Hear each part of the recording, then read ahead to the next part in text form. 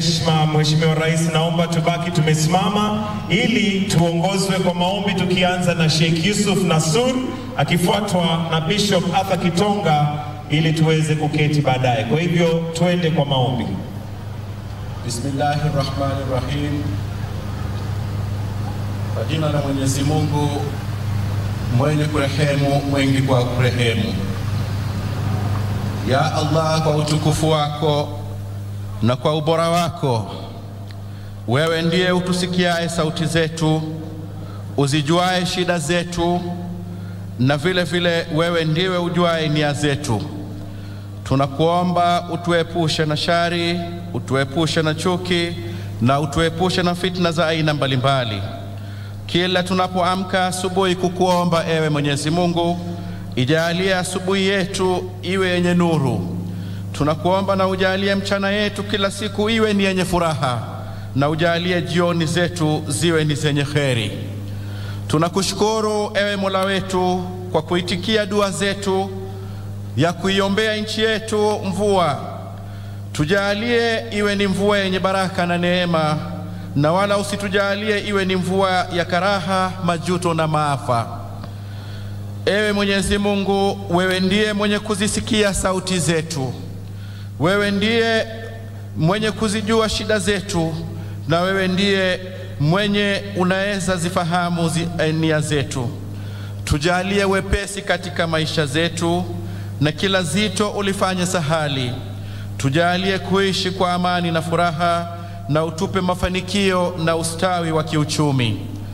Ya Allah, tunakuomba utuhesabu katika wale waliokuumba ukawapa, utuhesabu katika waliokuomba ukawapa, utuhesabu katika walioitaka neema yako ukawaneemesha, na pia tunakuomba utuweke miongoni mwa waliokutegemea ukawatosheleza. Ya Allah, tunamuombea rais wetu Daktari William Samoei Ruto pamoja na viongozi wetu wote.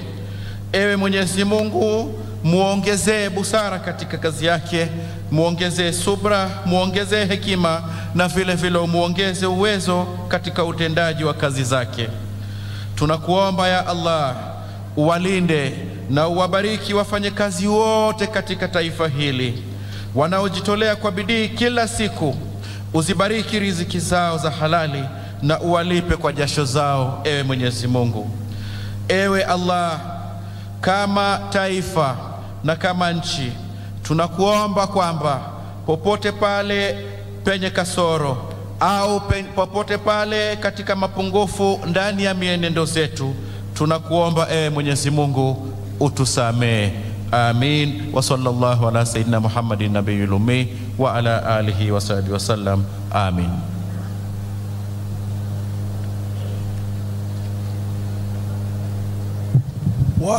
Watu wote tuwe chonjo, tuweze kuomba wakati wa Labor Day, tukiungana na taifa yote duniani. Na yetu leo tunaomba tukiangazia amani ambayo nataka iendelee katika nchi yetu, ikiongozwa na rais wetu His Excellency Dr. Samoei Ruto. Na tuombe, tufunge macho sote. Baba mtakatifu, katika jina la mwanao Yesu Kristo, twaja mbele zako wakati wote kutoa shukurani katika nchi hii, tukiwa zote kutana wakati wa Labor Day ambaye ni siku inasherekewa kote duniani. Na Baba, tunaomba wakati wa sherehe ya Labor Day, Bwana, tukiombea wafanyikazi wote wawe ni watu wa amani na kutangaza amani, ndio business zote siwe zinaendelea vizuri. Hatutaki maandamano tena kuona katika nchi hii. Tukisungumuza leo na tukiomba katika Labor Day, tunasaidia amani yako yaendelee, na mambo ya mapambano barabarani kuharibu business za watu wakiwa na sherehe sio na maana, tunaikataa katika jina la Yesu. Neema yako Baba na itoshe. Bwana, nakushukuru Bwana siku ya Labor Day, uendelee na kutubariki. Na wakati tunatoa shukurani kwa ajili ya kiongozi wetu His Excellency William Samoei Ruto, na naibu wake Rigathi Gachagua, His Excellency, tukiwaombea waendelee vile wanaendelea kukaza mwendo na amani. Bwana, tuliomba wakati huo na isipokuwa tulitoa kura, lakini wewe ulichagua Ruto kuwa kiongozi, na siku vile mambo yale yamefanya kwa miezi 7, akiongoza miaka 5 au 10, atapindua Kenya ionekane kama Jerusalem. Na tunakuomba Bwana, mkono wako uwe juu ya Ruto, umulinde His Excellency. Bwana, umulinde kabisa maisha yake, umpatie nguvu kabisa kuanzia siku ya Labor Day, Mwokozi ya leo hai. Wafanyikazi wote wasimama pamoja naye, na neema yako Baba iwe pamoja nao kwa kila wakati wote. Tunaomba Bwana, mambo ya upinzani ukome. Tunamwombea hata Honorable Raila Odinga aweze kuzeeka akiwa na amani. Wakati uko naye ni wa retirement, aritaya na amani, na tunamwombea amani. Mambo ya maandamano barabarani awachane naye, apumzike kwa amani. Kazi hii ulipatia His Excellency Samuel Ruto, ndio ulipatia kazi yaendelee, na hatutaki kuona malumbano hapa hata pale. Kuanzia siku ya Labor Day ni siku ya kishujaa katika nchi yetu, na utaona mambo ya ajabu ikiendelea. Na kushukuru Bwana kwa ajili ya wafanyikazi wao, na waombea walinde na wabariki, na neema yako na itoshe, mfalme wa falme. Naja mbele zako wakati huu pia nikitoa shukurani kwa ajili ya katibu mkuu wa KOTU Francis Otuori, ambaye tumemwombea miaka nyingi, na taona hekima ile ulimpatia Baba inaendelea na kuinua Labor Day, inaendelea na kuinua watu wote wa Labor, wanaendelea vizuri na amani. Na kuomba endelee na kumpatia nguvu, naye aje kumalia seka kwa amani, kwa sababu miaka hii yote ameweka mfano mwema Francis Otuori. Asante Bwana kwa kaunti zote 40. Tunaomba wakati wa Labor Day amani ianze katika Nairobi kwa gavana wetu His Excellency Johnston Sakaja. Amani ianze Nairobi na isambae kote katika kaunti zote katika Kenya. Hatutaki kuona malumbano ya siasa hata kidogo kuanzia leo. Leo ni siku ya kihistoria, na Bwana Mungu bariki nchi, na ubariki watu wote na viongozi wetu wote washirikiane. Endelea Bwana kulinda serikali yetu. Naomba Bwana maafisa wa polisi tunawaombea, ambao ndio wanatulinda. Tunaomba polisi wa security wote kivile tunawaombea hata Bwana kila wakati. Tunaomba Bwana tena wabariki Bwana, wapatie wote viongozi na wote wale wanalinda security waendelee na kulinda. Tunataka kuona Kenya kuanzia leo siku ya Labor Day mulango mpya unafunguka, na malaika wa amani wanatumwa kutoka juu mbinguni washuka katika Kenya mpaka Kenya ishangae. Tunawaombea hata wale wanatuona kwa media wote, wabariki, waendelee na kuomba, kwa maana leo tunaomba rais wetu afungue chapter mpya Labor Day, tuone mambo makuu ikitendeka, na aheshimiwe ni watu wote, na watu wote watangaze amani, amani, amani. Naomba Baba, nikiamini umesikia kilio chetu na wa viongozi wale wengine wote, siwataja, unawajua wote katika nchi hii, wale wanasimama pamoja na kiongozi wetu rais, wote na waombea wabariki. Tuanze kuona amani, amani katika Kenya, na umaskini utakwisha kabisa, na shida yote ile inaendelea kwa sababu ya sherehe sio na maana inakwisha, kwa maana kuanzia Labor Day nasema amani, amani, amani. Kumbuka nchi ya Kenya.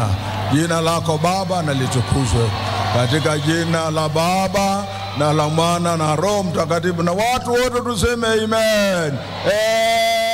Amen. Kwa unyenyekevu na ruhusa yako Mheshimiwa Rais, naomba tuweze kuketi. Your Excellency, the President of the Republic of Kenya.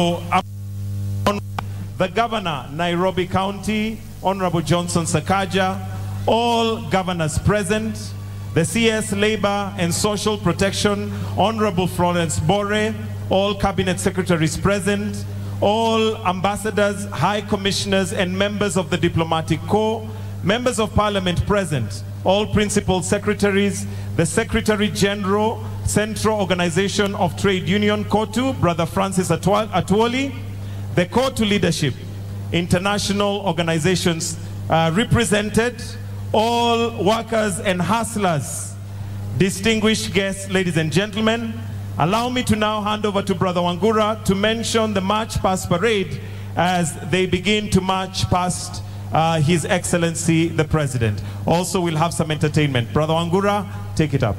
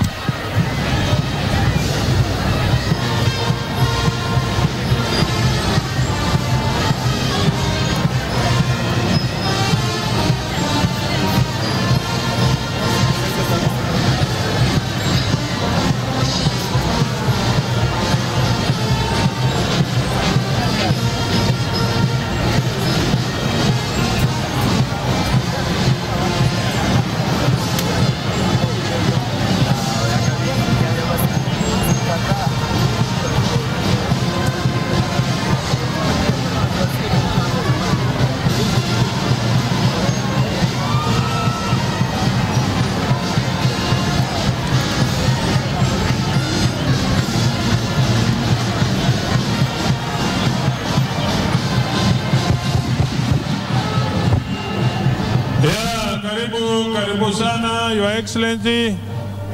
Ni wakati mwingine ambapo tunataka kuonyesha jambo gani, ni vitu gani tunafanya viwandani.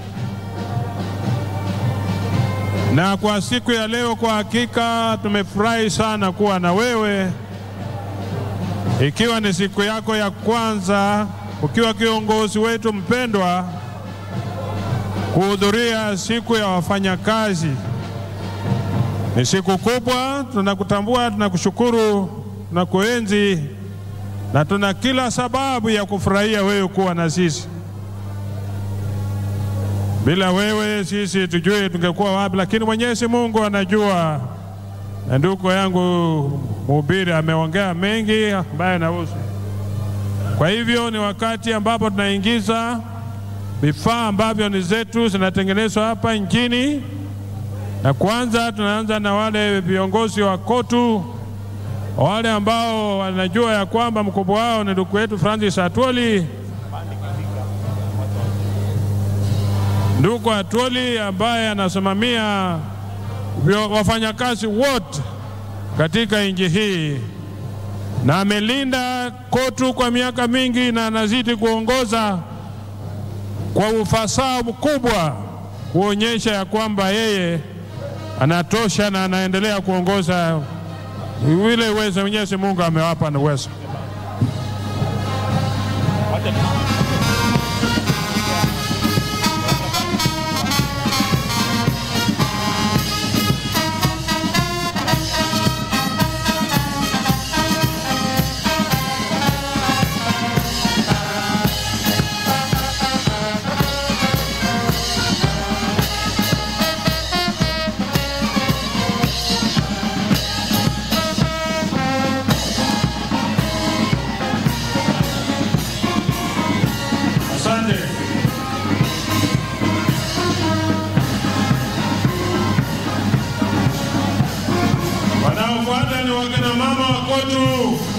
Ambao wanawakilisha serikali ya KOTU, say no to gender violence.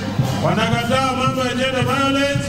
na hiyo iko katika ofisi ya mkubwa wetu ambaye anatarajia kuimalizia, pamoja na kushughulika kuhakikisha hakuna dhuluma upande wa kazini. Wanaonyesha mambo mazuri ambayo yanazidi kutuendesha ni jambo gani nataka kufanya. Environment pia wako hapo, hakikisha ya kwamba mazingira yetu iwe mazuri ili iwe ya kupendeza. Bila hiyo hatuwezi kuwa na mambo ambayo yanafaa, na sisi wote tunashiti kuongea na kunena yaliyo mazuri.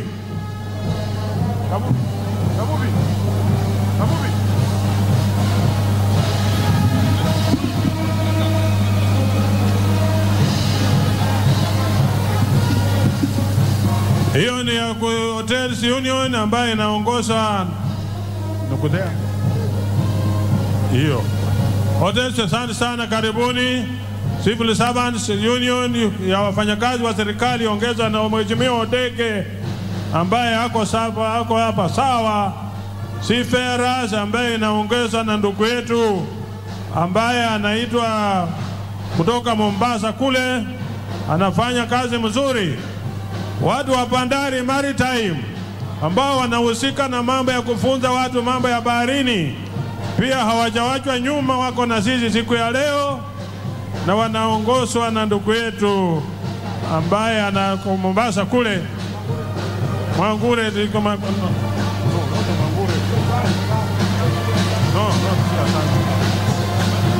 Sea and Food Design. Wao watu wanatengeneza vyakula kutoka kule viwandani.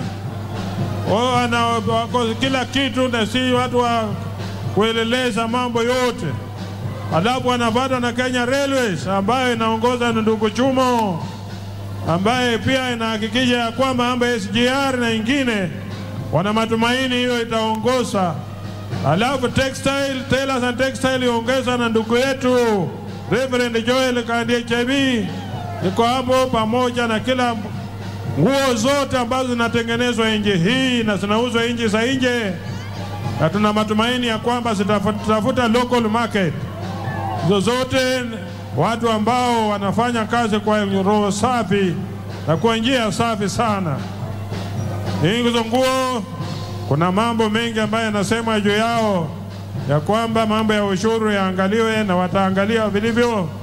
Kwa hivyo ni wote wanahusika na mambo ya manguo, textile, Sunflag, wote wako hapo, na ni kiwanda kikubwa ambacho kimeajiri watu wengi sana. Na washukuru kwa kazi nzuri ambayo mnafanya. Tulali na baridi, tunapata blanketi, tunapata kujifunika kwa njia iliyofaa, na nguo tunafaa vizuri sana. Textile industry, kiwanda kikubwa ambacho uwezi ukasema ni kiwanda cha aina gani. Banking and insurance companies,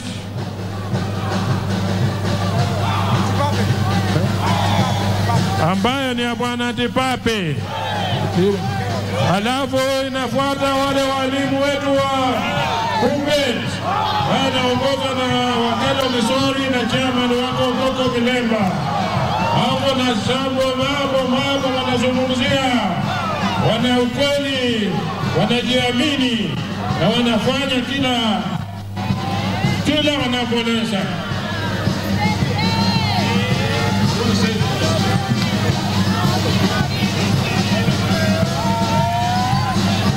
Union ya Kunset ambayo pia inaongozwa na ndugu yetu Korome wako hapo, wanafanya kazi kwa njia inayoonekana.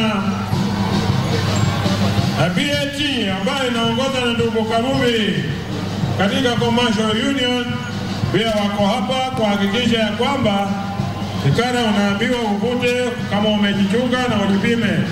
Bakers and Confectionery Mwiduku Mwangure ambaye pia wako hapa kuhakikisha ya kwamba wako sawasawa, wanaendelea vizuri sana.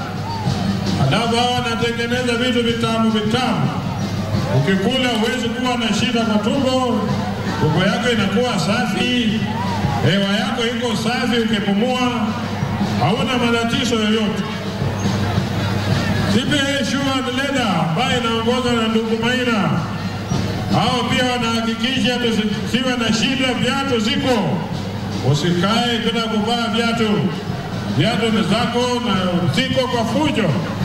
Kwa hivyo uhakikishe ya kwamba unavaa viatu, usije ukazitwa na wadudu wa kukula miguu yako. Nilisahau viatu siko za kila aina. Watu wapata ndio hao, na hakikisha tunavaa viatu vya quality yao ambayo ni nzuri sana. Alafu hao wanafuatwa na wenzetu ambao wanaonyesha maridadi, watu wa kushona manguo, na wanahakikisha ya kwamba Royal Garments, hao ni watu wanashona manguo vizuri sana. Kazi yao inatambulika na inapendeza sana. Watu wa EPZ. EPZ is a white industry. New White Apparels, EPZ. Wote wako hapa. Na tutahakikisha ya kwamba wote wanaruhusu wafanyakazi kujiunga na vyama vya wafanyakazi. Jambo la muhimu, kama kuna kiwanda ambacho kitapinga wafanyakazi wao kujiunga, tutalilia baba ako hapa leo, atatusaidia. Alafu wale wenzetu bado ni watu wa EPZ, wanatengeneza manguo, wanatakia happy Labor Day. Asante sana kwa ujumbe wenu. Wetland Roses, hao nao wanatengeneza kuhakikisha ya kwamba kila jambo, wao ambao wanahakikisha kwamba chini ya Plantation and Agriculture Workers Union, Kenya Union of Commercial Food and Allied Workers, ambao wanatoka Telemonde, wale wote unaona mananasi matamu kabisa unayokula unafurahia. Hao ndio watu wanahakikisha ya kwamba nchi inaendelea sawa sawa. Wako na ujumbe wa kusema decent employment with fair wages in decent works for domestic workers. Hao nao wa domestic workers wanasema walindwe kwa sababu ni haki yao. Kenyatta University hawajawachwa nyuma kwa sababu ni masomo yetu ya hali ya juu, kiwango cha juu, na hawajawachwa nyuma. Kakuzi ambaye ni ya Plantation pia iko hapa na wanafanya kazi mzuri sana. Mfanye kutembea haraka kwa sababu wakati sio wetu, wakati tunataka mkubwa wetu atukuongeleshe. Kenya Union of Commercial tena ndugu Kabubi, ambao pia wako hapa kuhakikisha wanafanya kazi, wamekuja pamoja na NSSF na wengine wote ambao wanakuja nao. NSSF iko chini ya ndugu Kabubi. Hapa ndio tunaweka rasilimali zetu. Ukifika uzeeni kuna baadhi ya kununua dawa. Walimu wetu, Kenya National Union of Teachers, wote wako hapa na wamejiandaa na wamejipanga na wako sawa. Wako ndani ya serikali na wanataka kuunga serikali kwa kila namna. Na wako tayari kufanya kazi na kukaa na kuzungumza mambo yao kwa njia ambayo inafaa kabisa. Wako sawa wakiongozwa na ndugu huyu na wenzake ambao wanahakikisha NAT inaendelea kwa njia inayofaa. Wote wako chini ya kotu na wanasema ya kwamba lazima wafanye kila jambo.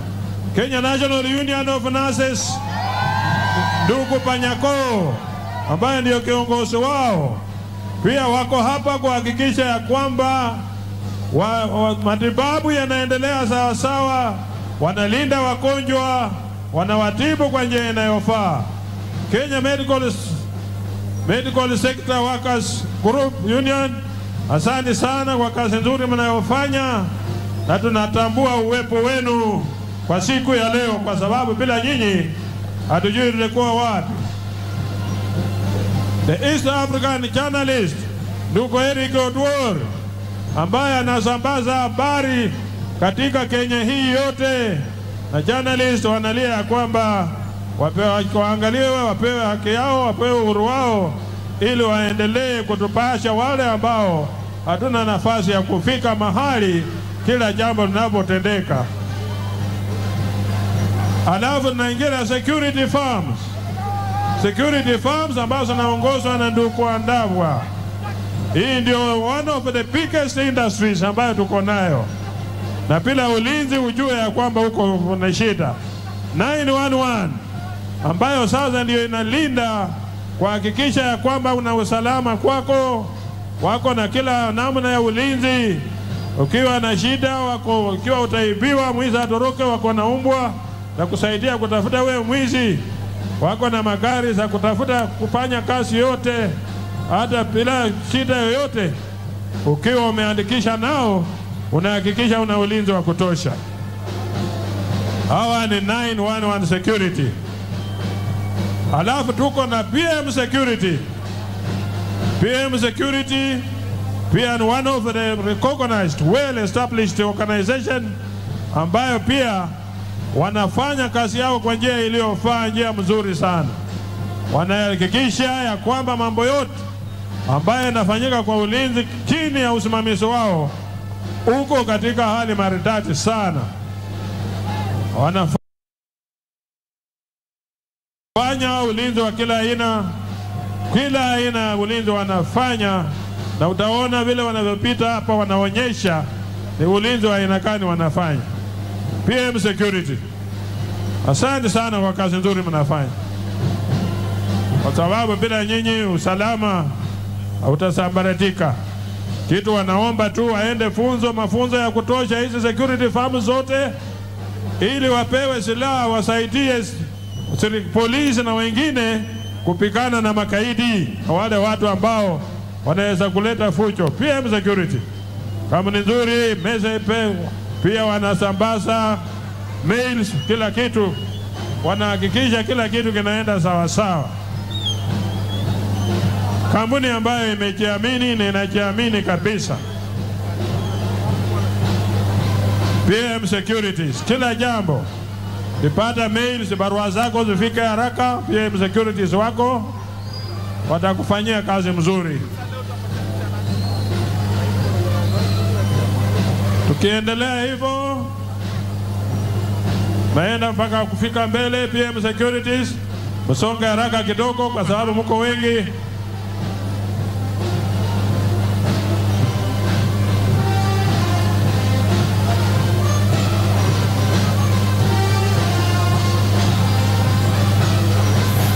Tukiendelea hivyo, hii ni kiwanda cha ndugu Andabwa ambaye anasimamia haya mambo yote. Bila yeye huyo uongozi ulikuwa umerudi chini wa kuunganisha hawa, lakini kwa saa hizi wako imara kabisa. Mtatembea kidogo haraka kwa sababu mko wengi. Nataka tuhakikishe kila mtu amepita mbele hapa na ametambulika.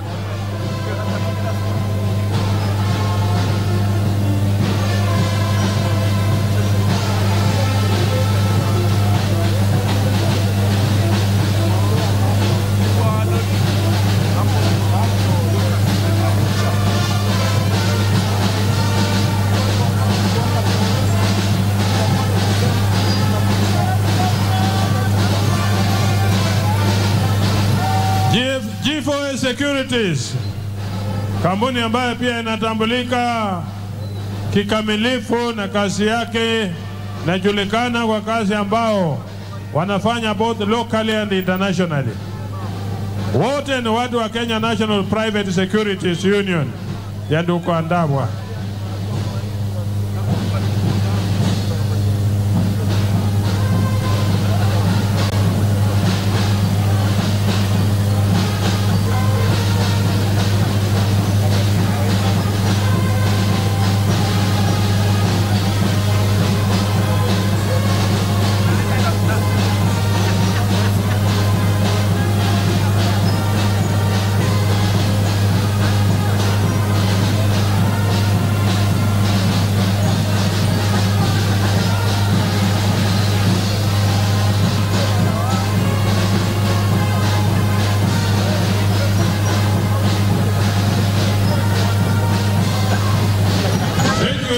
Ni fahamu nyingine ambayo inadili pia na ulinzi na mambo ya kuhakikisha Kenya inalindwa vizuri kupitia kwa kampuni yao ambayo pia ni ya ulinzi na inafanya kazi mzuri.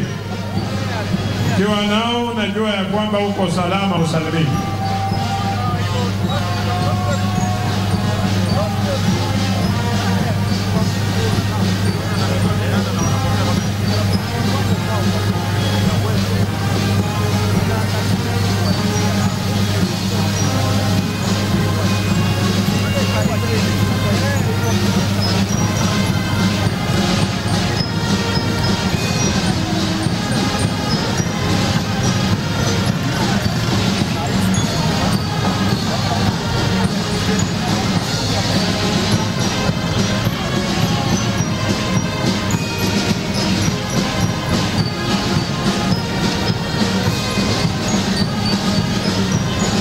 Inafuatwa na SGA Security, kampuni ambayo inatambulika pia kwa kazi nzuri ya ulinzi na kila aina ya security firm, one of the most recognized security firms, ambayo inafanya kazi yake kwa njia ya maridadi sana. Tunawashukuru kwa kazi nzuri ambayo mnayofanya, peana ulinzi wa kila aina, pia kupeperusha mambo yote ambayo inahusiana na mambo ya ulinzi na usafirishaji wa bidhaa zingine ambazo ni mails na vitu vingine parcels na kila aina ya kitu mnafanya. Kazi nzuri mnafanya SGA Security, na Mungu atazidi kuwapa nguvu na mtaendelea kutumikia Wakenya kwa njia iliyofaa. Nashukuru sana kwa kazi nzuri mnafanya.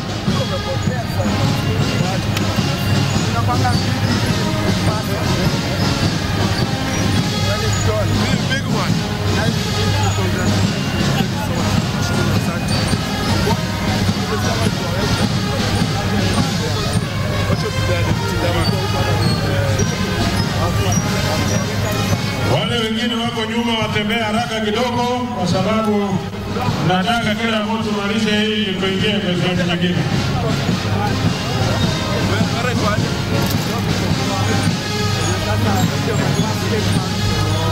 Chafua. Angalia kazi safi.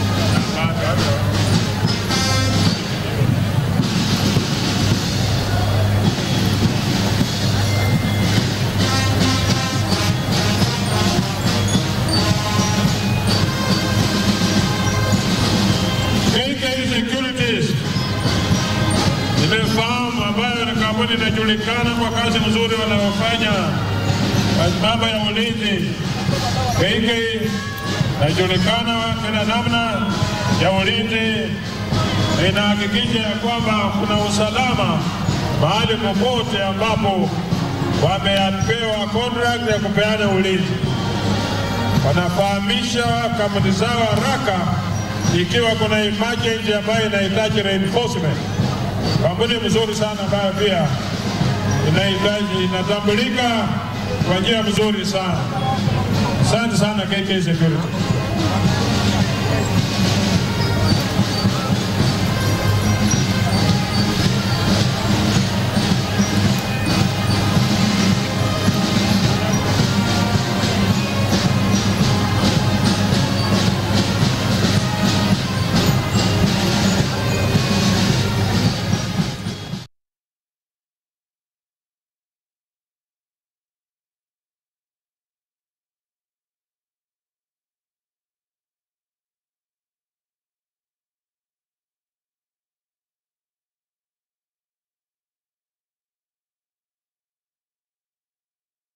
Uhuru.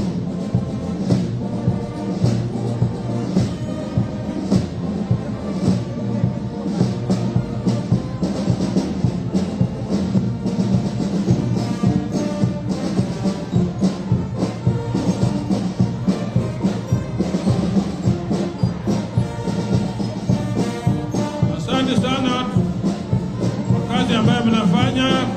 Kuomba ratify kwa ILO convention number 190 watu wa Kotu, na washukuru sana.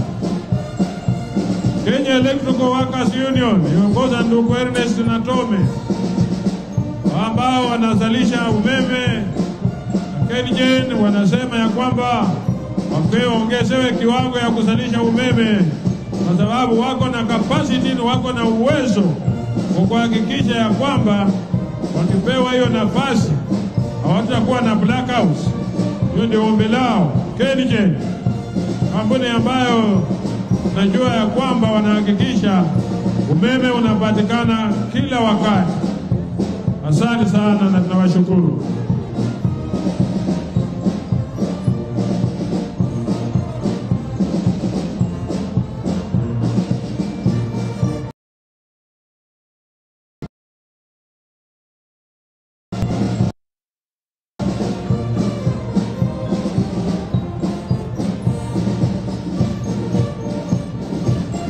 Hawa wa kwanza ni wakusalisha, na wenye wanafuata sasa ni wakusambaza.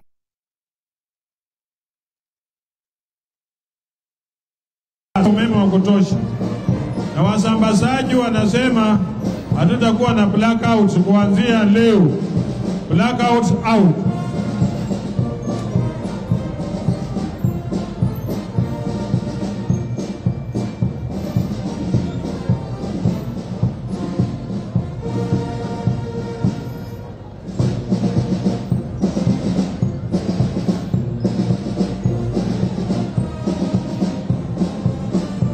Wanaonyesha ujuzi wa kazi zao vile wanafanya katika kuhakikisha ya kwamba wanasambaza umeme kila mahali.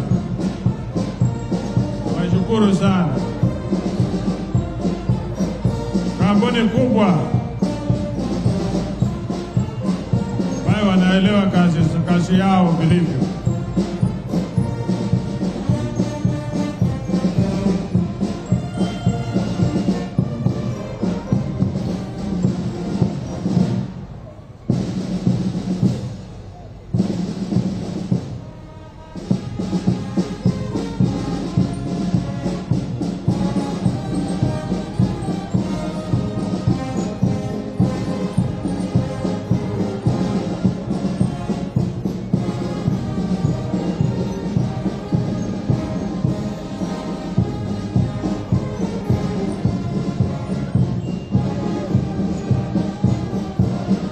Asante sana Kenya Power.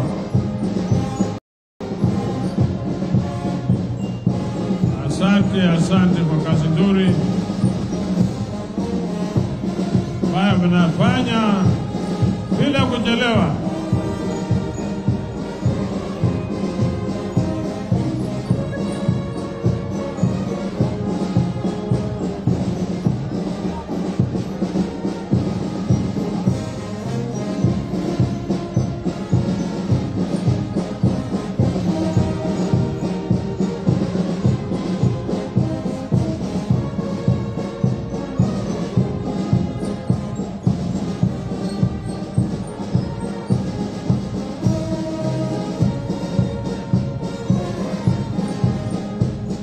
Na wengine wanaitwa hata class ambao wanaongozwa na ndugu Okoth Jabilo. Okoth profesa wa class alituambia ya kwamba msemo wa kwanza wanatengeneza class hata ukirusha mawe haiwezi ikavuja. Kinapandwa na commercial food and allied workers tena ambao wanaongozwa na ndugu Kabubi. National Cereals and Produce Board wao wanahakikisha tunapata nafaka. Wakati wa upanzi unaendelea ukiisha, lakini hujachelewa kwa sababu climate change inatuencourage kuendelea kupanda wakati wote. Ile mvua inanyesha, tuhakikisha tunapata nafaka ya kutosha kupanda mashamba yetu ili tukabiliane na hii shida ya njaa. Serikali imetoa mbolea bei nafuu, na tuhakikisha ya kwamba tunatumia hiyo nafasi vizuri na kupanda mazao ambayo itahakikisha ya kwamba bei ya vyakula inarudi chini. Asante sana kwa rais wetu, serikali yako kwa kufikiria njia rahisi ya kupunguza gharama ya maisha.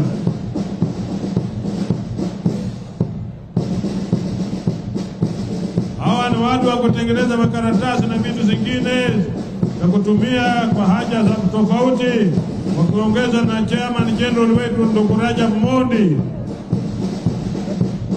Wako hapo wanaonyesha vyombo ambavyo wanatengeneza na recycle vitu zetu kuhakikisha tunapata manufaa na mazao mazuri kwa kila jambo ambalo tunalolifanya. Asanteni sana kwa kazi nzuri ambayo mnafanya na mnatambulika kwa kila nchi, kila kona ya nchi yetu hii.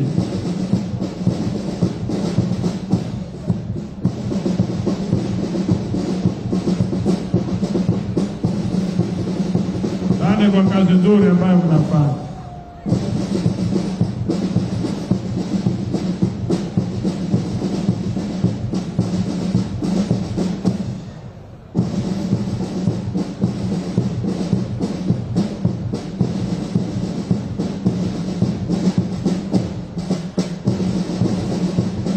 Asante sana, hiyo ni commercial union pia na uvitabu.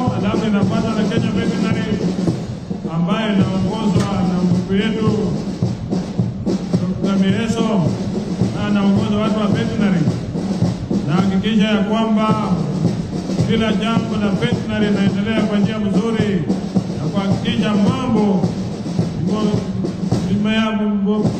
kila kitu ambacho kinahitajika kufanyika kupitia kwa madaktari wa veterinary inafanyika kwa njia iliyo nzuri. Wanyama wetu ambao tunafuga nyumbani, kila jambo ambalo tunataka tufanye linafanyika kwa njia iliyo nzuri sana.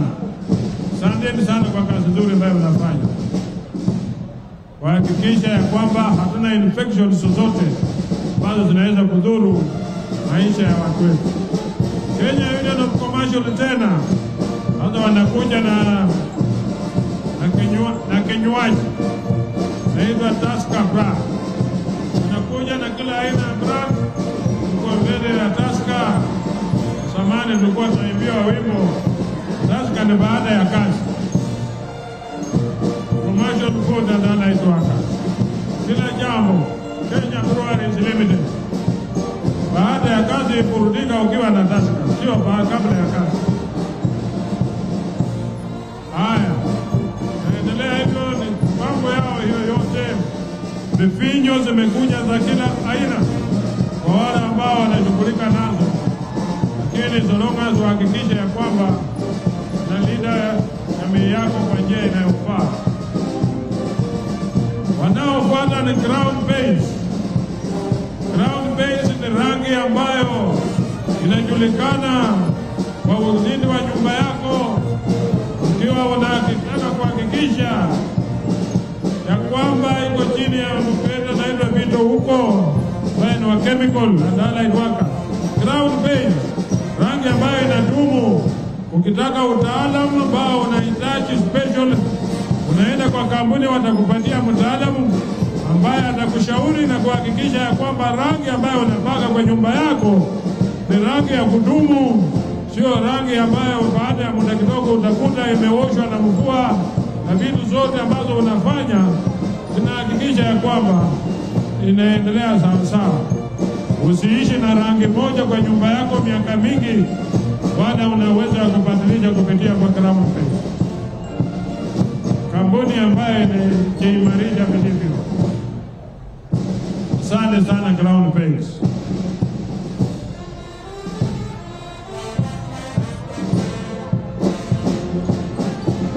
Naendelea hivyo.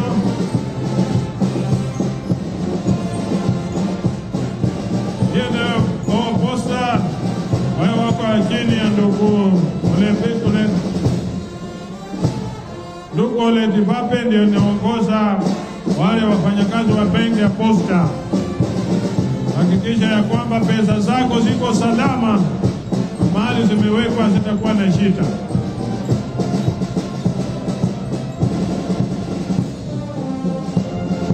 Asante sana.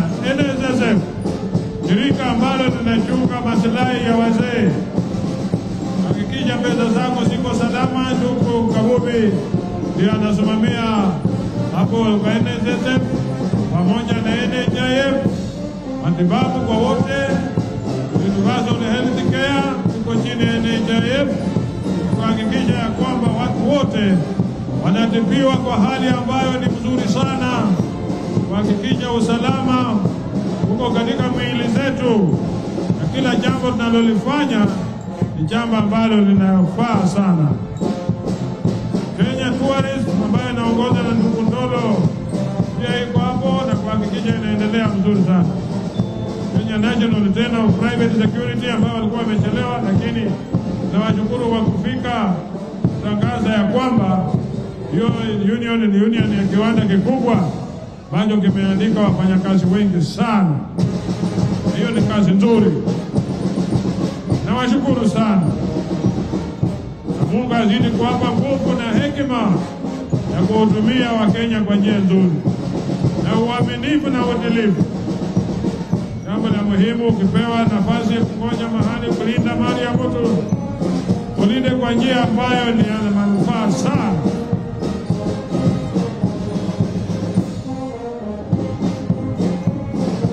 Kedros ambayo hospitali iko chini ya ndugu Njeru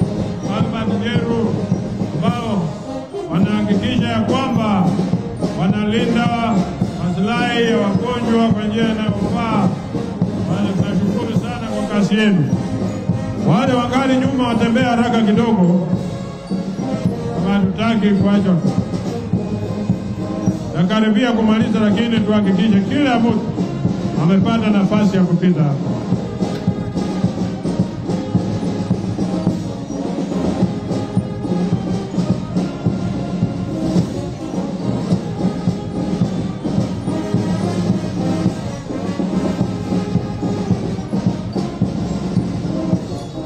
Transport and Allied Workers Union ikiongozwa na ndugu Mehadi ndio sasa inaingia kuonyesha sisi ni mambo gani wanatenda kuhakikisha kila kazi inaendelea sawa sawa.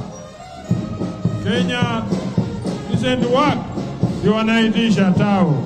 Wanataka wafanyakazi wapewe kazi kulingana na maslahi mazuri, kazi iwe sawa sawa, wapate mshahara mzuri na wawe salama katika sehemu zao za kazi.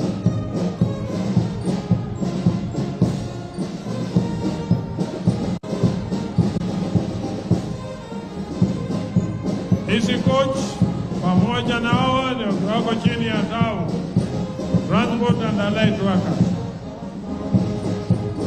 Kazi nzuri sana mnafanya kuhakikisha ya kwamba watu wanafika mahali pao kwa usalama, kuhakikisha kuna usalama, accident free, kuhakikisha unafika salama. Chloride and Exide ya ndugu yako Pito huko, ambayo pia wanahakikisha betri ambazo mnanunua ni betri ya kuhakikisha inakupa huduma mzuri, sio betri itakauka baada ya muda kidogo. Itakupa kazi ambayo utashughulika na utafurahi, kuhakikisha ya kwamba unapata huduma mzuri sana, iwe ni betri ya aina gani kwa gari lako, nakupa garantii ya muda mrefu, kuhakikisha kazi yako inaendelea sawa sawa.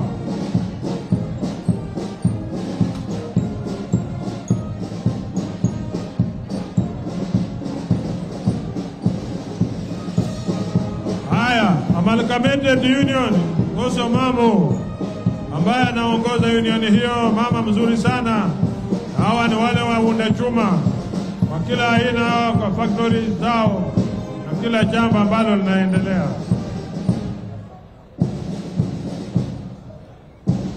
Haya, mfanya haraka, tunataka tumalize hiko kipindi mbio haraka sana, sio huko mbali, tutawaonyesha mwaka ujao.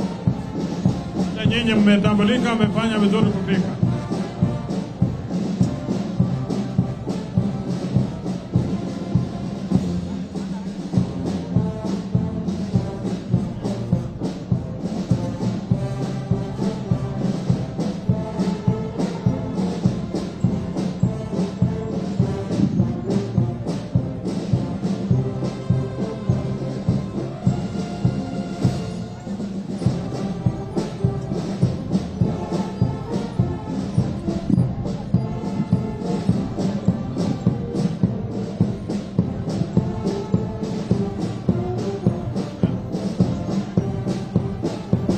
Postal Union ambayo inaongozwa na Deputy General Secretary ndugu Francis ndugu Okwaro Benson.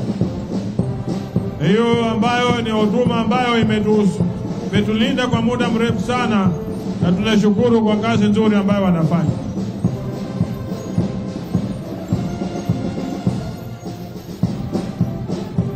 Haya basi, tunaenda kumalizia kwa maonyesho ya viwanda na vikundi mbalimbali, wafanyikazi mbalimbali, ili tuende kwa orodha nyingine katika ratiba yetu.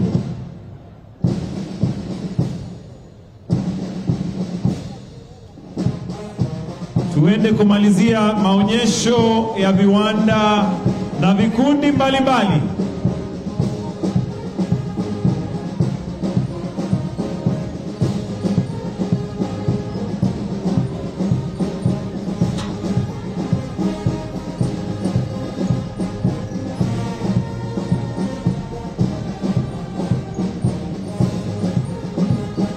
Na Wanaokaribia sasa ni the Kenya Petroleum Workers Union, wakisema they serve workers' rights.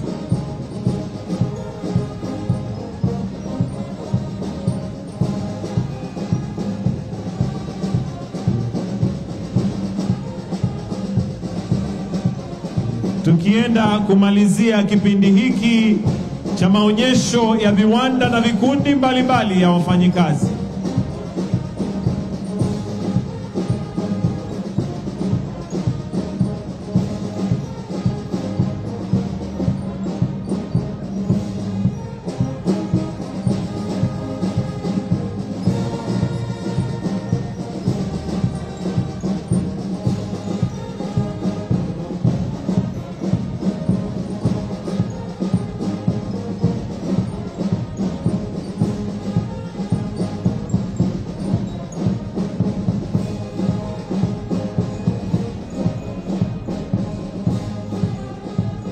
Pale pia tunaona silent carpets ambao wanafanya vitu mbalimbali vya ujenzi, wakifuatwa na Nairobi City Water and Sewerage Company Limited. Tukienda kumalizia maonyesho ya viwanda na wafanyikazi na vikundi mbalimbali, ili tuende katika mwelekeo mwingine katika ratiba yetu ya leo. Tukimalizia pale na Nairobi County,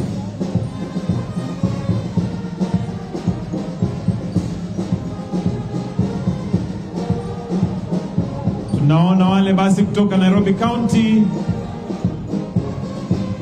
wakimalizia, na nikiomba mwenye shahiri Rafael Juma ujitayarishe, kwa sababu tukimaliza tunaenda kwako. Kwa hivyo wale ambao wanahusika na shahiri tujitayarishe, tunaenda kumalizia maonyesho ya viwanda na vikundi na wafanyikazi mbalimbali.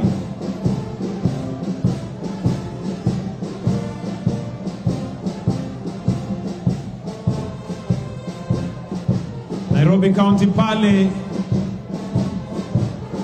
wakiwa na Mbwekse, ndio hiyo. Najua gavana wa Nairobi County anaelewa Mbwekse sana, ndio hiyo basi. Haya basi, tukienda kumalizia pale, Mheshimiwa Rais, tunataka kwenda katika kipindi kingine, na mwenye shairi ambaye anaja aitwa Rafael Juma, na shairi lake ni siku ya wafanyikazi. Kwa hivyo tumemalizia kipindi cha maonyesho kwa sasa, na viwanda ni vingi, kuna vile ambavyo hawakuweza, lakini ni wingi. Na sasa tunataka tupate shairi kutoka Rafael Juma, na shairi lake laitwa siku ya wafanyikazi. Juma, twende kwako.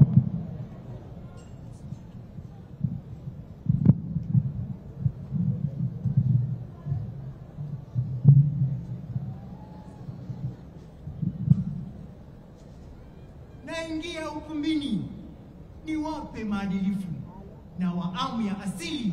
Hamjambo wana Kenya, wafanyikazi kamili, sote kweli tawasifu. Heko kwa wafanyikazi, kujikaza kazukazu. Hongera viongozi wetu kwa kazi mnayofanya, kwa kweli mmejipanga kujenga taifa letu. Mazito meyakabili, juhudi kujitolea, usingizi upotea, kweli mwaka za mwendo. Wapenzi mliofika bustani ya Uhuru, umoja ni nguvu, utengano ni udhaifu. Mpende jirani yako, tuishi kwa utulivu, tujenge umoja wetu, tusaidie viongozi wetu. Hongera wafanyikazi na Wakenya wazalendo, na wapongeza kwa wazi, mmekuja kwa mtindo. Msichoke chapa kazi, mtapata na mawindo. Mungu wetu awabariki hadi mwisho wa dahari. Asante. Tumpongeze kwa makofi Rafael Juma pale. Na sasa ningependa niwakaribishe wasanii wa vitimbi wakituonyesha maonyesho ya wafanyikazi. Tuwapongeze kwa makofi tafadhali. Bahali yake. Hayat mom. Sasa bahali yake. Yes mom. Mimi naenda kiwanjani. Aya. Unajua leo ni siku ya wafanyikazi. Exactly. Dunia nzima. Na wewe na kuacha hapa kwa ofisi. Mimi ndo boss. Nyamaza. Mimi nataka usimamie kila kitu. Usimamie wafanyikazi na kila kitu. Okay. Manake kule kiwanjani wajua kuna president wetu Ruto na kuna Rigiji. Okay. Na Sakaja. Yes. Na wengine wengi. Wasalimie sana. Unamjua Francis Atwoli? Anamjua. Huko pia. Sasa wewe endelea na mimi nikitoka kiwanjani ndarudi. Sawa. Wewe mimi ndo boss. Sasa wacha nigue boss. Unajua boss lazima ajionyeshe yeye ni boss. I am the boss. Mise. Hata unanitia nini? Nilikuwa nakuja kwa zile barua ushati ya sign. Kalia huyu. Hata kutembea imekushinda wewe. Unatembea kama gamia yangu ile alivunjika, unatembea aje? Mimi natembea. Nimekuita saa 2 asubuhi unanikujia saa hii. Bahali yake wacha madharau.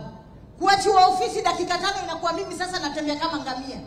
Hiyo mimi natembea kama ngamia.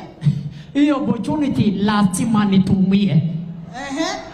Haya, tumia vile unaweza. Kwanza wewe umesega sana unajua. Warika yako wameretire wako nyumbani hata wengine wamekufa. Wewe unafanya nini hapa? Bahali yake. Mimi si unajua na retire mwaka ujao. Hata ifa. Sasa ukishaniambia wengine wamekufa, yaani waniombea mimi nife, utakufa wewe. Hata kwanza mwaka ujao iko mbali, si ikuwe kesho. Umetuchokesha. In fact ngoja. Chukua hii, iko na maziwa ya gamia ndani. Nitengenezee chai tikni. Ile nikikunywa, nikiita inaitika. Sitengenezi chai na ngojea mwenye kazi aje. Toka sitaki kukuona next time kwa hiyo ofisi. Get out. Nikikuja, nikigeuka nikubate hapo, you will know yourself. Okay. Wewe ndio Korea. Ndio Korea ndo kusema nini? Habari yako? Unakuja saa ngapi? Unafikiri hapa ni kwako? What is the time now? Wasana na mambo ya time umeikuta hapo. Kwani wewe yenyewe hata nabii alisema wako na maso lakini hawaoni. Hauoni nimetoka hospitali kuongeza maji? Maji? Kwa nini ujisumbue na ongeze pekee kwa kikombe ukuje kama unakunywa? Ndio Korea. Umepatiwa ofisi dakika 2 na sasa umeanza kutugaragaza. Wewe sikiza. Umetuchokesha hapo wewe hata uchandikwa na kitu. Mpaka leo unagaa smart. Wacha kuniangalia. Wacha nikwambie. Hiyo dhambi yote unaona mimi ni bibi wa wenyewe. Is that okay? Bibi ya wenyewe. Sasa hii ni mguu ama mkono? Unatembea na mguu ama na mkono hii? Ni sahihi. Wacha nikwambie. Ifaki wewe hata hauna nyota. Nyota iko huko juu, mimi na nyota tunapelekana wapi? Nabii wetu alisema watu wako na mandevu kama wewe hawawezi ona ufalme wa mbinguni. Kwa hivyo nianze mimi nifanye kazi vile inafaa. Wacha kunifinyilia. Na by the way, Uncle Franco anajua unanifinyilia hivi kazini. Wewe wachana na Franco, sikiza. Si baadaye tuende kwa Faisal tukule kidogo baadaye alafu takupeleka bahari. Wewe, nimekwambia mimi ni bibi wa wenyewe. Asana na mimi. Toka hapa basi, toka una faida. Kwenda. Huyu hata ako na bahati bahali yake mwenyewe. The most handsome guy in the world amemuongelesha. Bahali yake. Nimerudi. Oh mami, kazi iko sawa. In fact kila kitu inaendelea mzuri sana. Naona hata mimi inaendelea vizuri. Naulizaje Mise iko wapi? Mise? Ule mama. Huyo amechoka, amechaba. Amebit, nimefukuza yeye. Umemfukuza kazi? Anafanya nini? Mimi nataka watu chap chap. Na ule mama anaitwa Rebeka yuko wapi ule mlemavu? Huyo nikimuita asubuhi ananikujia saa 7. Sasa nikafuta yeye gasi. By the way, nakuletea Fardosa anakuja. Sikiza nikwambie. Huyo mama anaitwa huyo mlemavu ni mama amesoma. Ana degree zake. Okay. Nilimwandika hapa kazi kwa sababu ya ujuzi wake. Mama Kayae. Umemfuta kazi. Mama Kayae, ngoja kwanza. Mimi naitwa Njeri the Cricket. Mimi ni afisa kutoka court. Na tumesikia kwamba kuna mtu ananyanyasa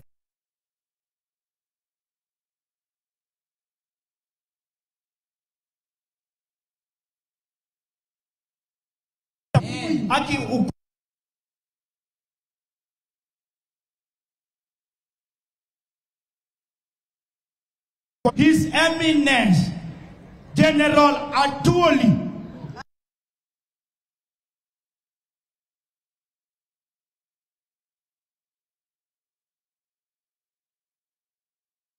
kuna bahati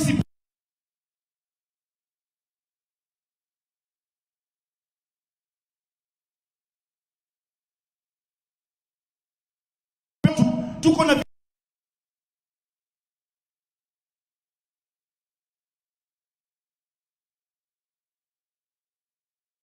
political stability. Yes. Ya tatu ni job creation. Yeah. Alafu wewe badala ya kucreate unaharibu. Huyu ni wa kwangu.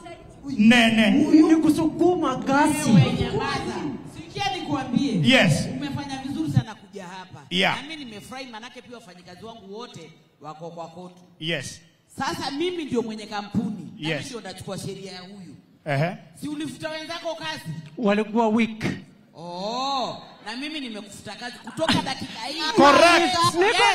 Niko na watoto 24, bibi ni watatu, please. Shauri yako ukifuta wenzako Toka. Please. Please. Toka. Please msinifuguse. Please mami. Mami please. Please. Nisaidieni wai. Gazi yangu wai. Haya basi tuwapigie makofi wasanii.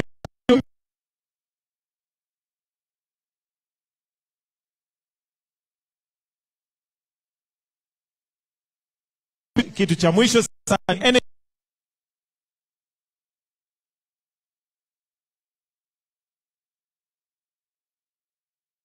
wanatukumbusha kwamba wafanyikazi ni watu wa muhimu sana, na wimbo wao ambao unaitwa Hongera Wafanyikazi. Kwaya iliyo mbele yako Mheshimiwa Rais ni NHIF kwaya.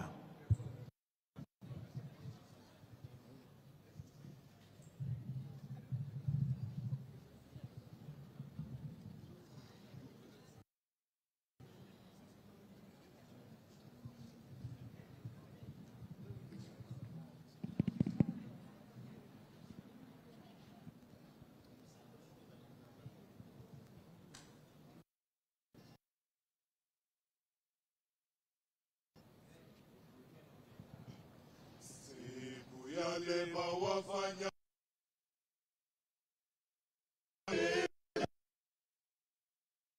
tushereheke haki zetu tunaposisitiza kuangaliwa. Umoja ndio ngao kwa yote tunayohitaji. Tunatukiza tunajo na kuinua taifa letu kiuchumi na kibiashara kwa eneo hili. Tunajivunia Kenya tunayochangia sote. Tujitolee wafanya kazi.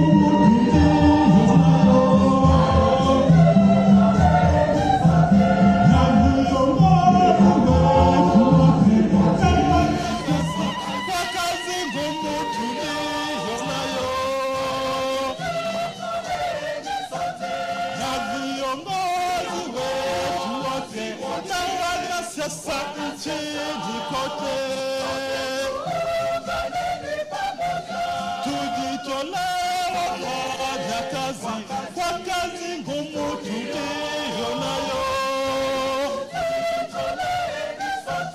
na viongozi wetu wote na wanasiasa nchini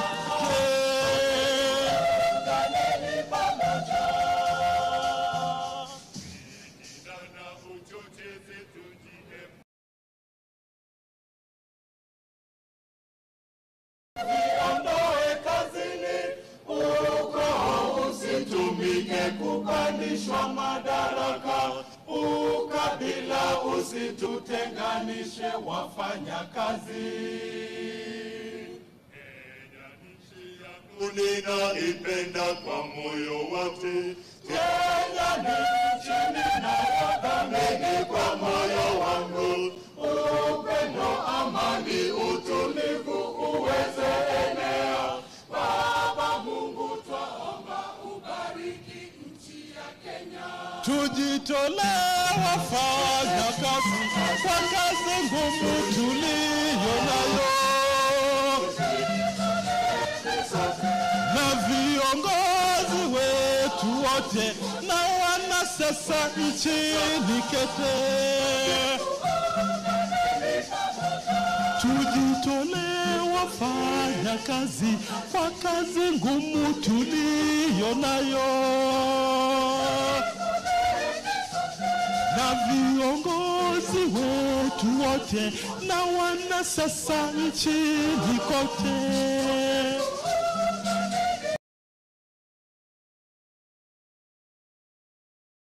Kwa kazi ngumu tuliyo nayo, na viongozi wetu wote na wanasiasa nchini kote.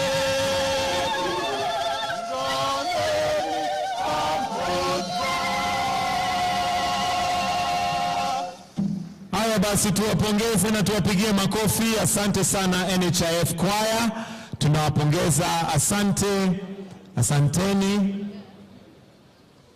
Maana yake uongozi ndio uwezo uliopewa na watu kuhudumia mahitaji yao na kushughulikia maslahi yao. Uongozi watoka wapi? Uongozi watoka kwake Baba Mwenyezi Mungu, wateule wake aliyewateua waongoza watu kwa mapenzi yake. Tangu tupate uhuru katika nchi ya Kenya tumebarikiwa sana, kupata viongozi wa busara sana, watoa shukrani kwa Mwenyezi Mungu.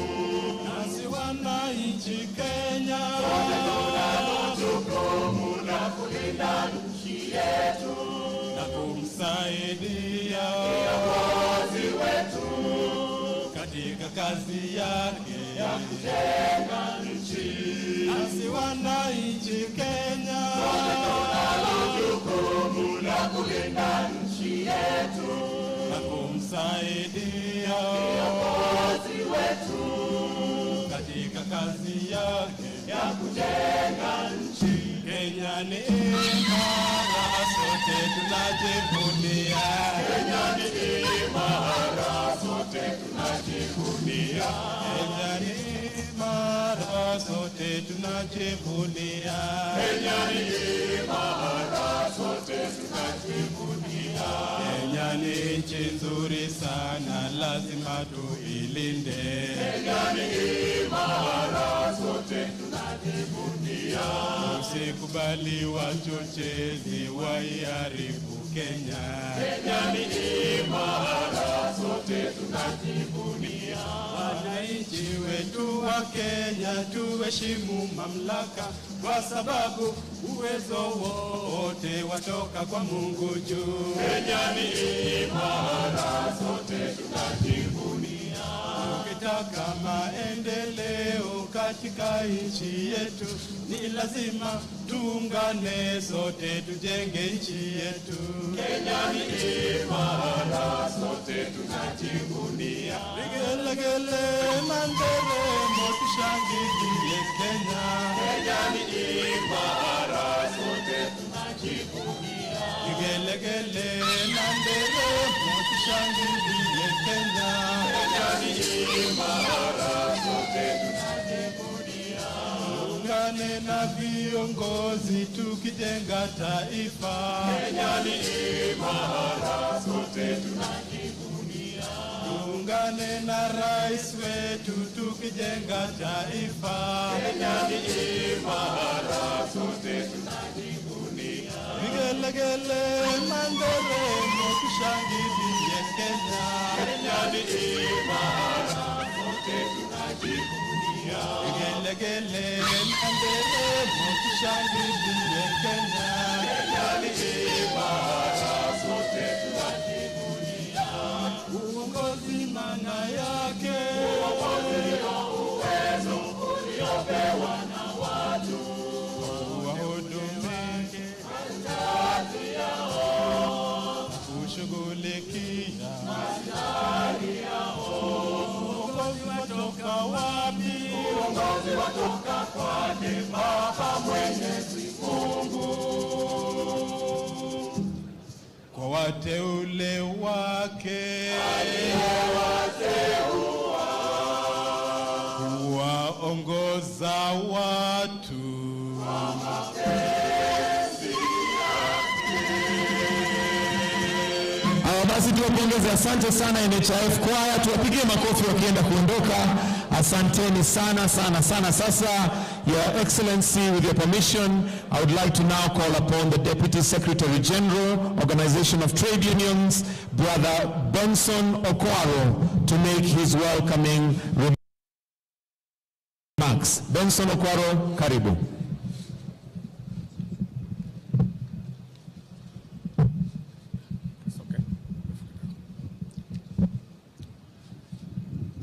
Your Excellency, the President of the Republic of the country,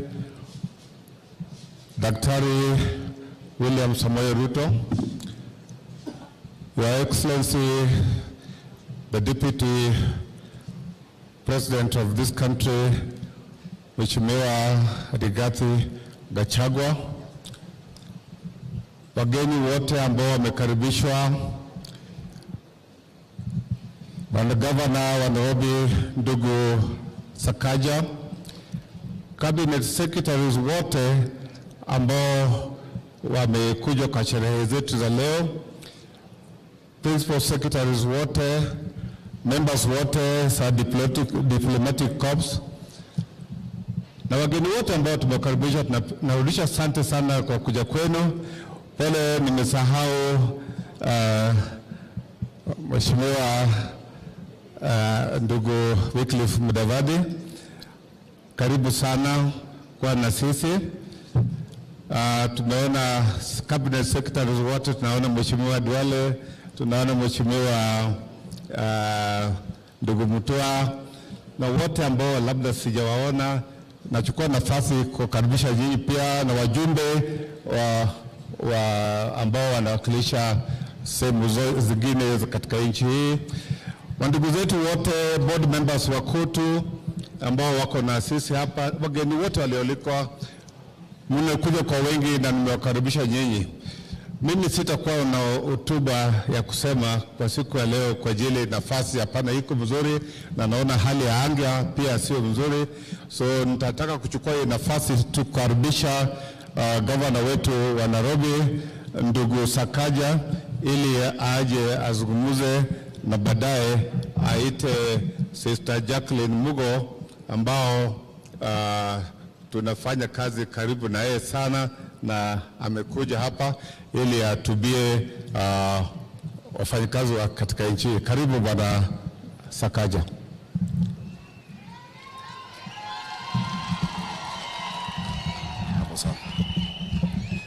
Asante sana, Your Excellency, President of the Republic of Kenya, William Samoei Ruto, Your Excellency, the Deputy President, Rigathi Gachagua, the Prime Cabinet Secretary, Musalia Mudavadi, and all the Cabinet Secretaries present, the Right Honorable Speaker of the Senate, Governor Kingi, Kotu Secretary General, Papa Francis Atwoli, EBS, CBS, DZA, something ingine hapo.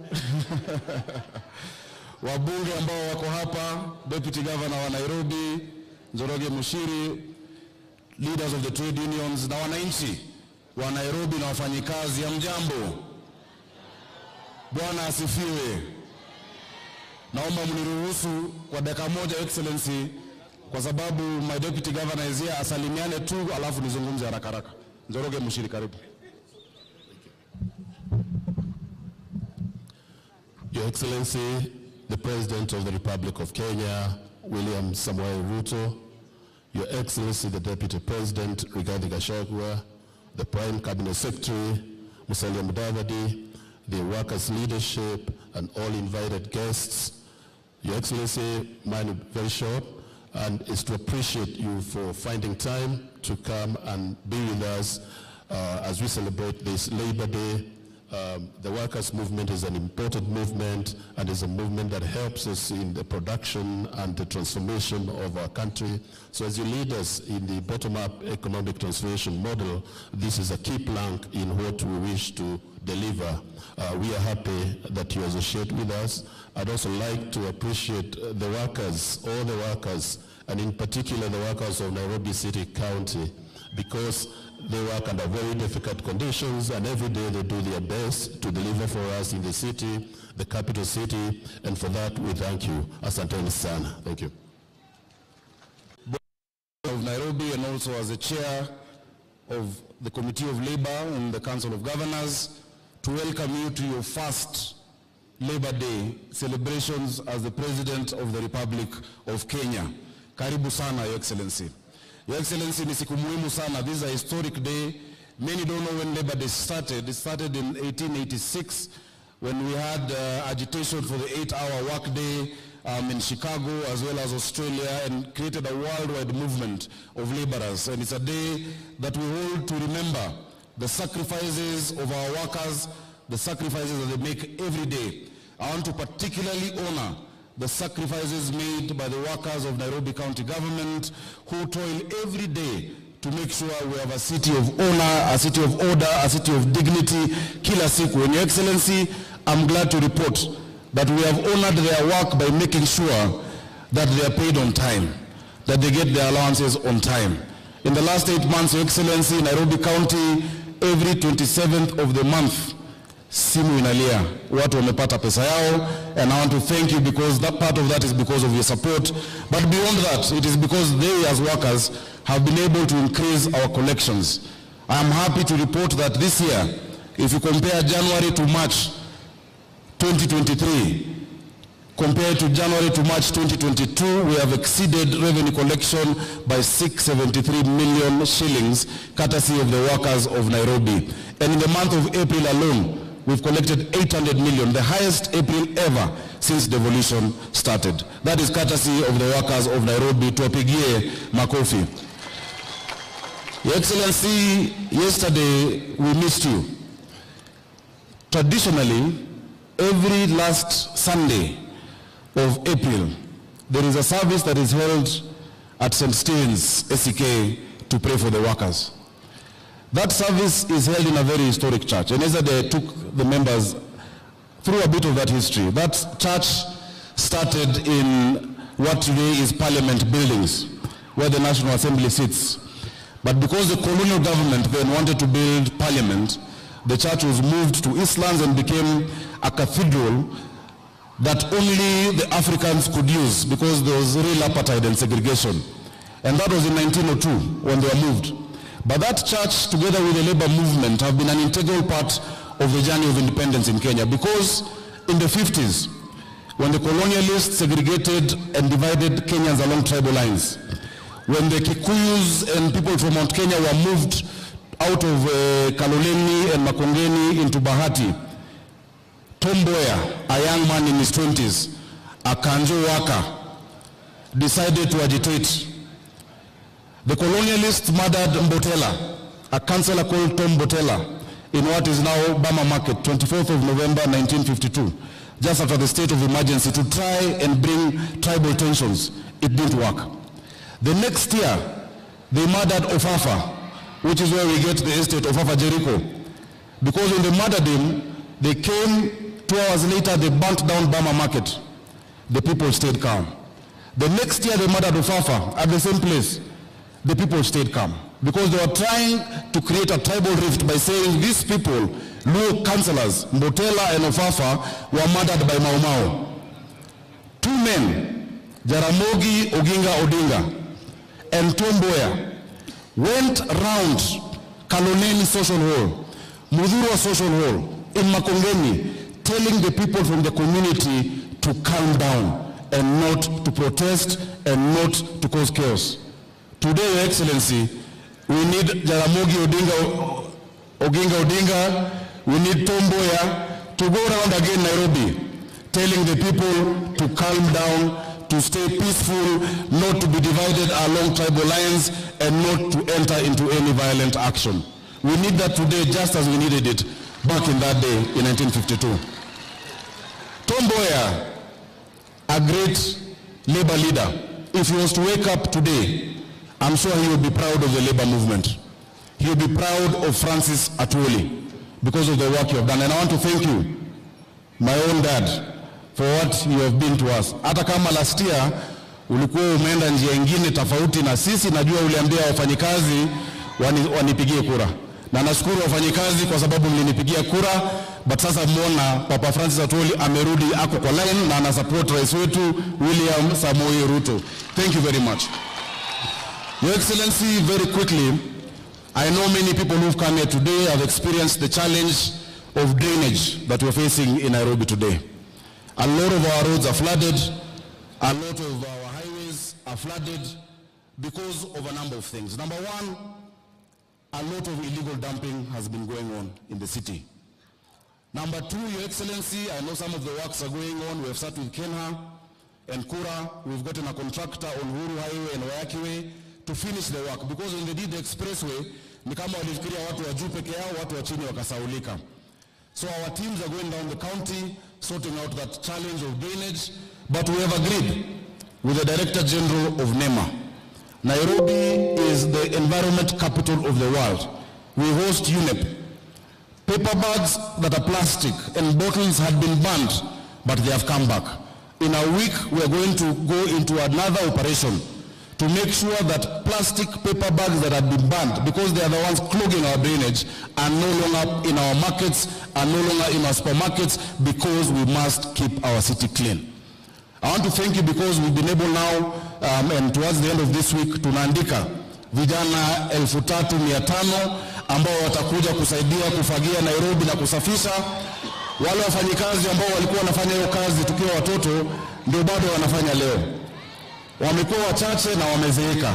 So wiki hii ikienda kuisha, vijana 3,500 na kina mama wataandikwa kazi Nairobi hii, watusaidie na kazi hiyo. Jambo lingine, kwa sababu leo ni siku ya wafanyikazi, na nakushukuru kwa sababu najua kwa taifa lote unafanya. Nairobi tayari tuko na community health promoters ama CHVs 7,460. Your Excellency, kila mwezi tarehe 27 M-Pesa inatingika, wanapata pesa yao bila kuchelewa, na nimeshukuru kwa sababu umesema as a national government unatuongezea 2,000, so Nairobi watakuwa wanapata 5,500, tunawalipia NHIF 5,000, tulisema pesa mfukoni. Asante sana. Your Excellency, nikienda kumalizia, nafikiri ni muhimu kusema ya kwamba every Labor Day there is a pronouncement on minimum wage.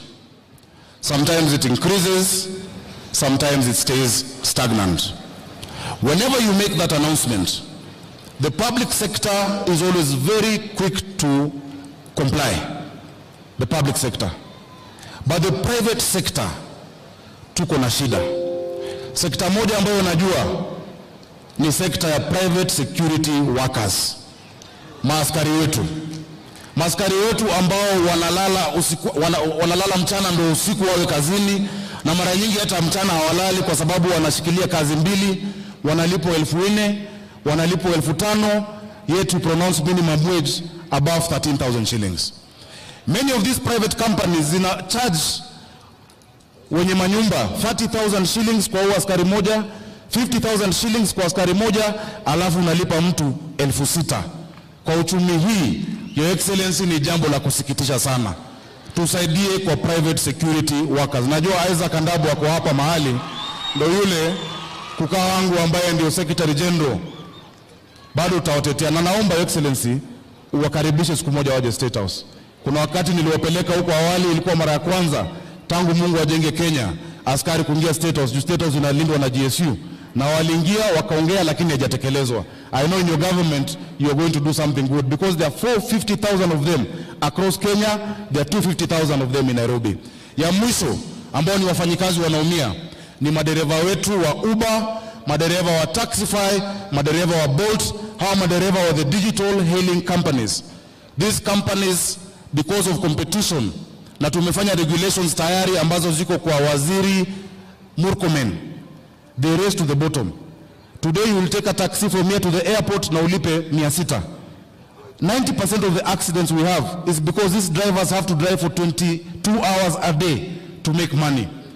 The Competition Authority and the AA of Kenya can come up with a pricing formula. Hiyo kazi tayari tulifanya. It is just to gazette those regulations ili pia Kadere aweze kupata kitu. In town we have designated spots for them to pick and drop. Walikuwa wanashikwa. So Excellency, kwa hayo mengi ningependa kumwalika. Asante sana. Amenikumbusha jambo lingine. But Your Excellency, I would like to invite Federation of Kenya Employers. As she comes, please take that point seriously. Those people are suffering. Those drivers are really suffering. We thank you for your support, and allow me to introduce now Jacqueline Mugo, FKE Chair. I forgot to mention the area MP, Jalango, is here. Please, Mama, wave to Undo MP wa hapa Lang'ata. Thank you. No.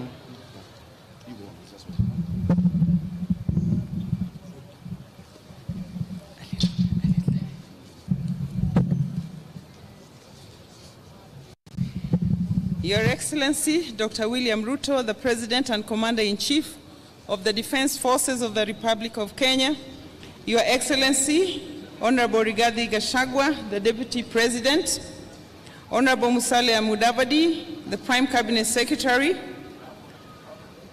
our Governor, Johnston Sakaja for Nairobi County, Your Excellencies, the Ambassadors and High Commissioners present, the Cabinet Secretary for Labor and Social Protection, Honorable Florence Bore, Cabinet Secretaries present, the Principal Secretary for Labor and Skills Development, Honorable Geoffrey Kaituko, Principal Secretaries present, Dr. Francis Atuali, the COTU Secretary General, board members of COTU Kenya, members of the Management Board of the Federation of Kenya Employers, led by our Deputy National President, Michael Macharia, fellow employers and workers, distinguished guests, ladies and gentlemen, hamjambo. Hamjambo tena. Your Excellency, the Federation of Kenya Employers is really pleased by your presence amongst us today, this being the first Labor Day under your leadership. And we gather here to celebrate the hard work that employers and workers continue to do to contribute to the growth and development of our beloved nation. The theme of this year's celebration is an apt one and reflects the current economic situation that we face. As we celebrate International Labor Day today, we have a chance to take a moment to reflect on the current state of affairs and the aspirations that we are yet to achieve as a nation. Your Excellency, the labor sector has faced several challenges in the last year. We know that households are struggling to put food on the table and that enterprises are struggling to remain in operation. The cause of this sorry state of affairs is well documented. We have experienced severe weather conditions for a long time, coupled with the global challenges that have had a direct impact on our economy, including the war in Ukraine. These global developments have caused disruptions in the global supply chains. Local business either cannot access overseas markets, or where they do that at very heavy costs.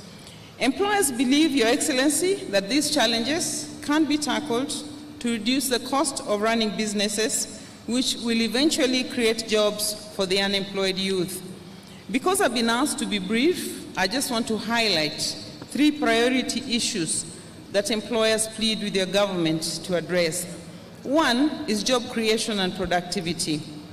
Kenya continues to witness a shrink in the formal wage employment opportunities, as only 333,502 jobs were created in Q4 of last year.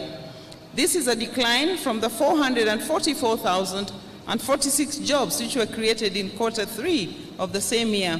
And these are statistics from the Kenya National Bureau of Statistics. Many businesses, especially the MSMEs, cannot afford the costs associated with operating in the formal employment sector.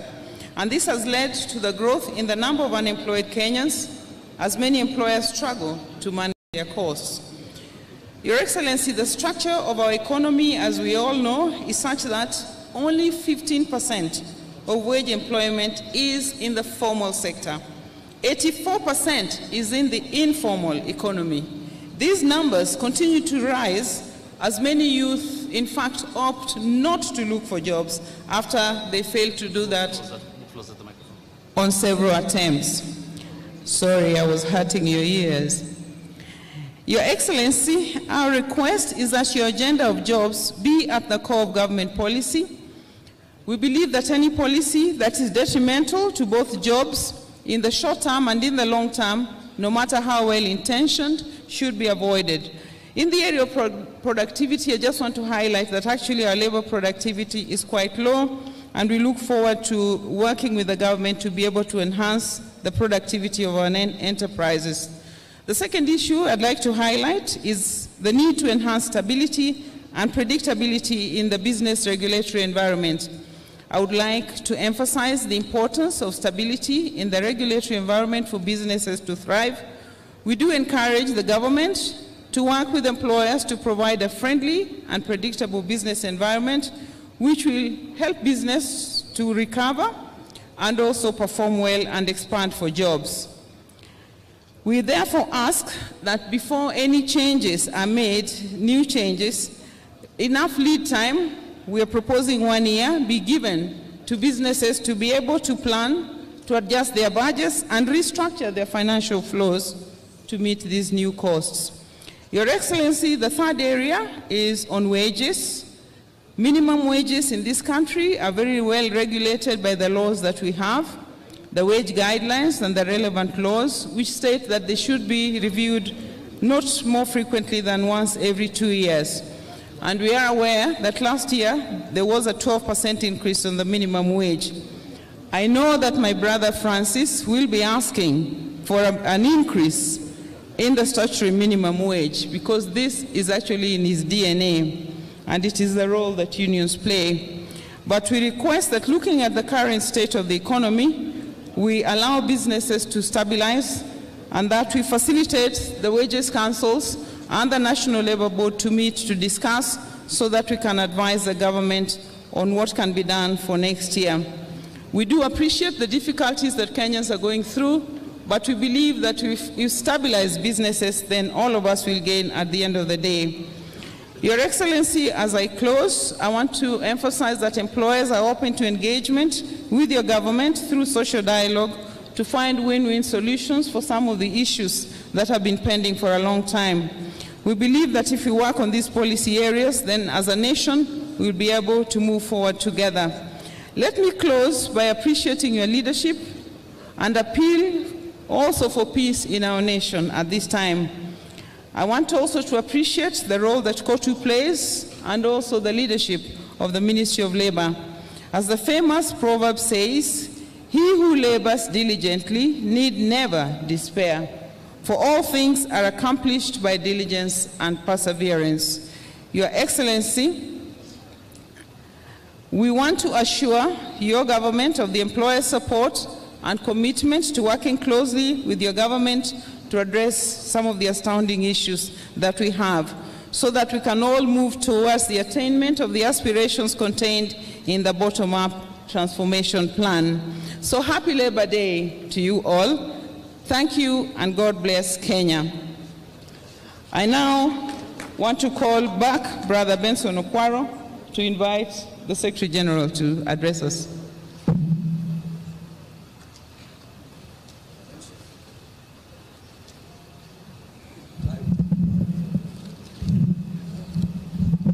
Thank you so much, Your Excellency. Now I have this opportunity to invite Dr. Francis Atwoli, who is the Secretary General of the Kenyan Workers, so that he could deliver his remarks and pass the greetings for Kenyan workers. Welcome, Dr.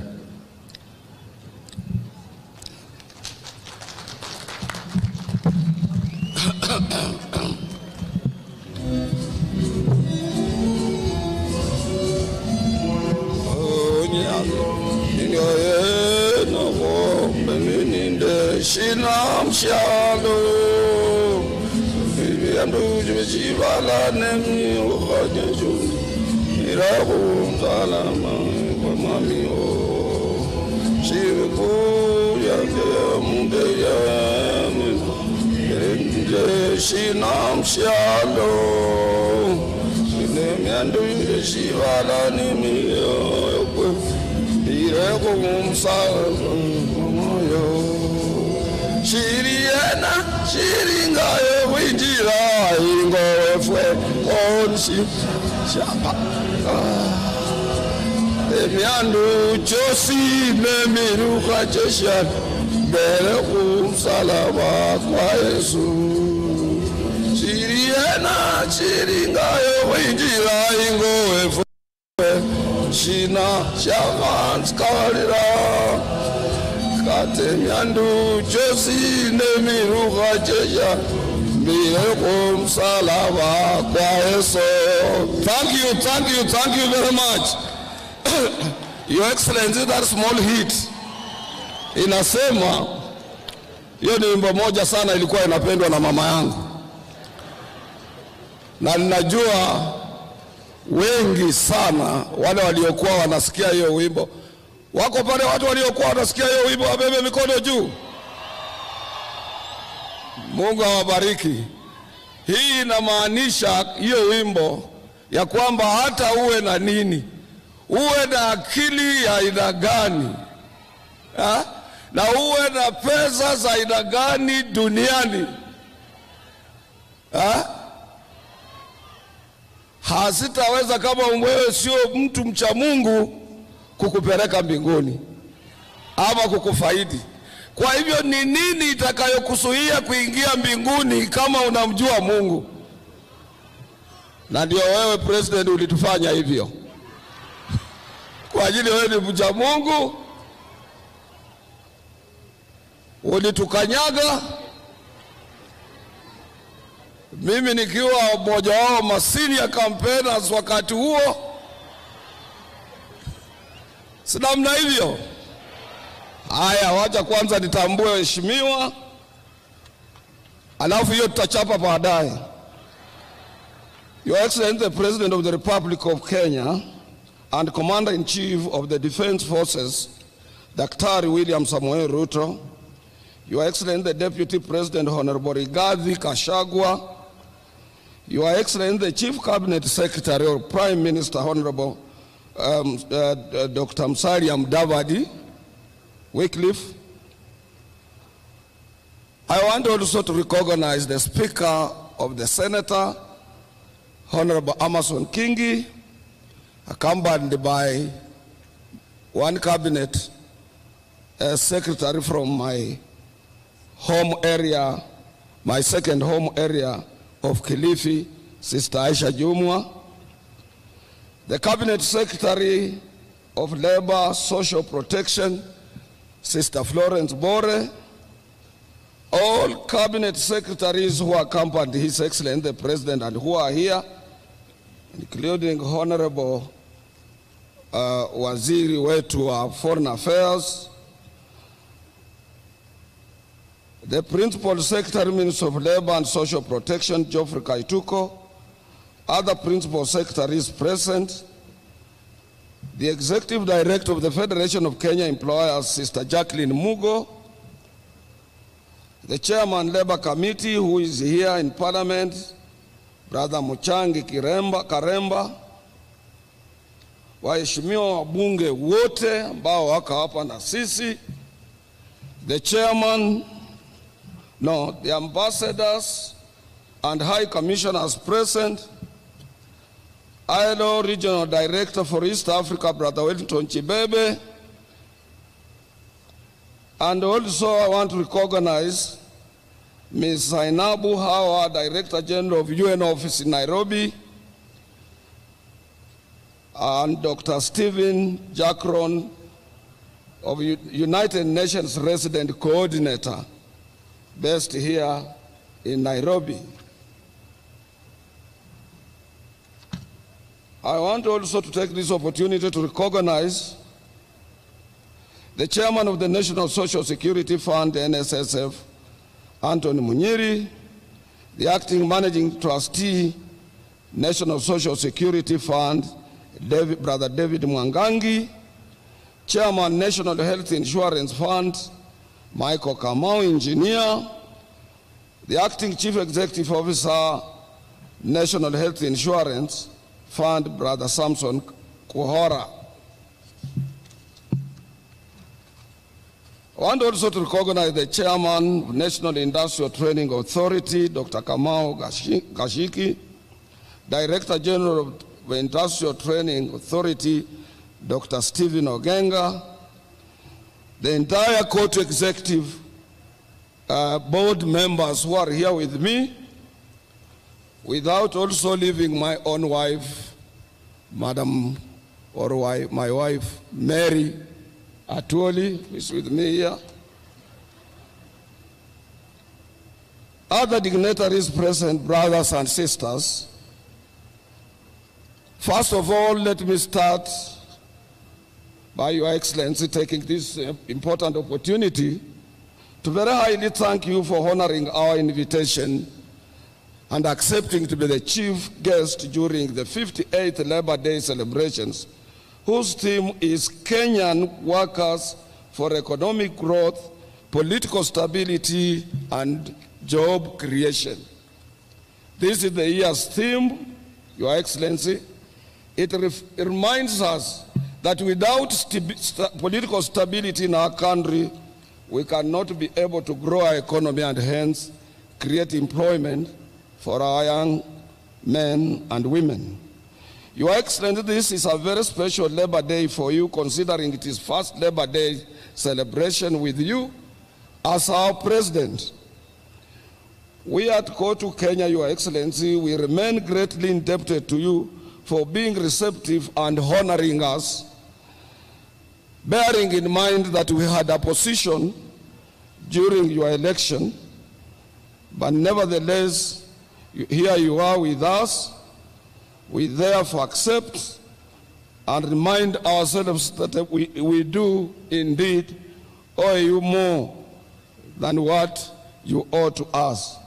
We also want to take this opportunity to highly thank you for having given us the first opportunity to meet all labor leaders while you are still reorganizing your office, and that was not, we can't take it as workers just for granted, that because you love workers, you accepted our delegation to be with you on 14th of February 2023 at State House, Nairobi. And you moved with speed to adopt and implement some of our proposals, including proposing ratification of the ILO Convention 190 on harassment and violence at work. We are very grateful for that, Your Excellency. A little bit of our history And I want also to echo the sentiments that were expressed by our Governor Johnston Sakaja.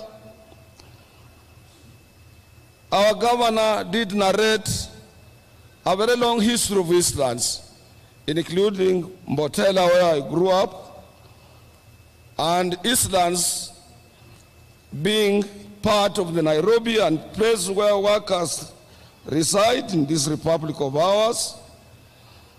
Labor Day has a unique history dating back from 1st May in 1986.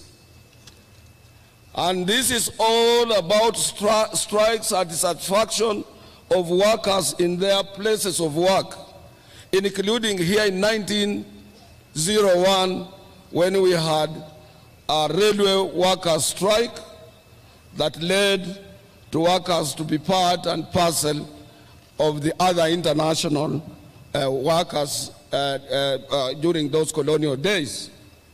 And we want also to take this opportunity to thank our founding father, Mzee Jomo Kenyatta, who declared this day, Labor Day, in 1963, immediately after our independence, to be part, Kenya to be part and parcel of the international community in recognizing and also celebrating this wonderful day. Your Excellency, we, for a long time, we want to take this opportunity to thank government because most of your predecessors have always appeared on this day to commemorate and to join working men and women of our republic in celebrating this wonderful day. Being your first day to be with us, Your Excellency, Go to Kenya without any doubt was amongst the first people, particularly after the Supreme Court accepting your election and affirming it as a president of the Republic of Kenya. We had to accept it as workers and to congratulate you. We did this considering that the fact that as workers we are guided by the ILO Convention number 144 on tripartism arrangements. This requires us to consult your government on a daily basis, and also all delegations of workers, be it in Addis Ababa during the African Union Labor and Social Affairs Committee or Commission during those days. This delegation is led by no other person but by your Minister for Labor, is the one who leads such a delegation. Our delegation to Geneva, which is annual to attend the International Labor Conference, is always led by the Minister for Labor representing Kenya government. We as workers and employers, we just automatically become part of government's delegation outside our boundaries.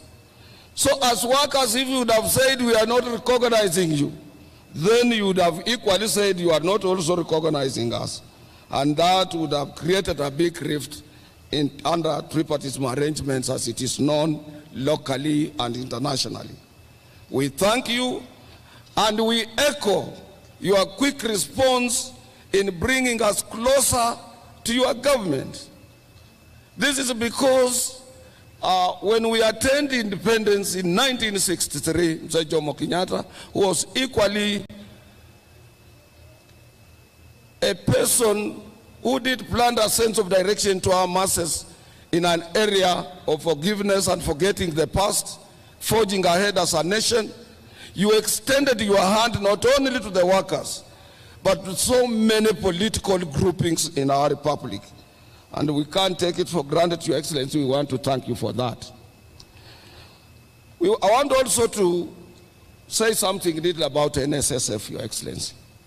You have guided us within a shortest possible time to make us realize that we wasted a lot of time on 200 shillings employers, 200 shillings workers.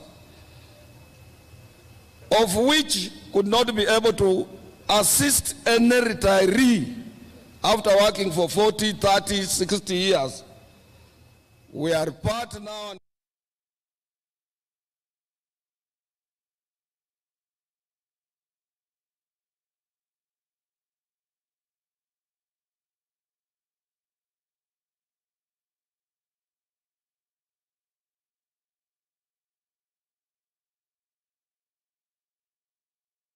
Go to Kenya equally thank you for appointing a new chairman and a health insurance fund.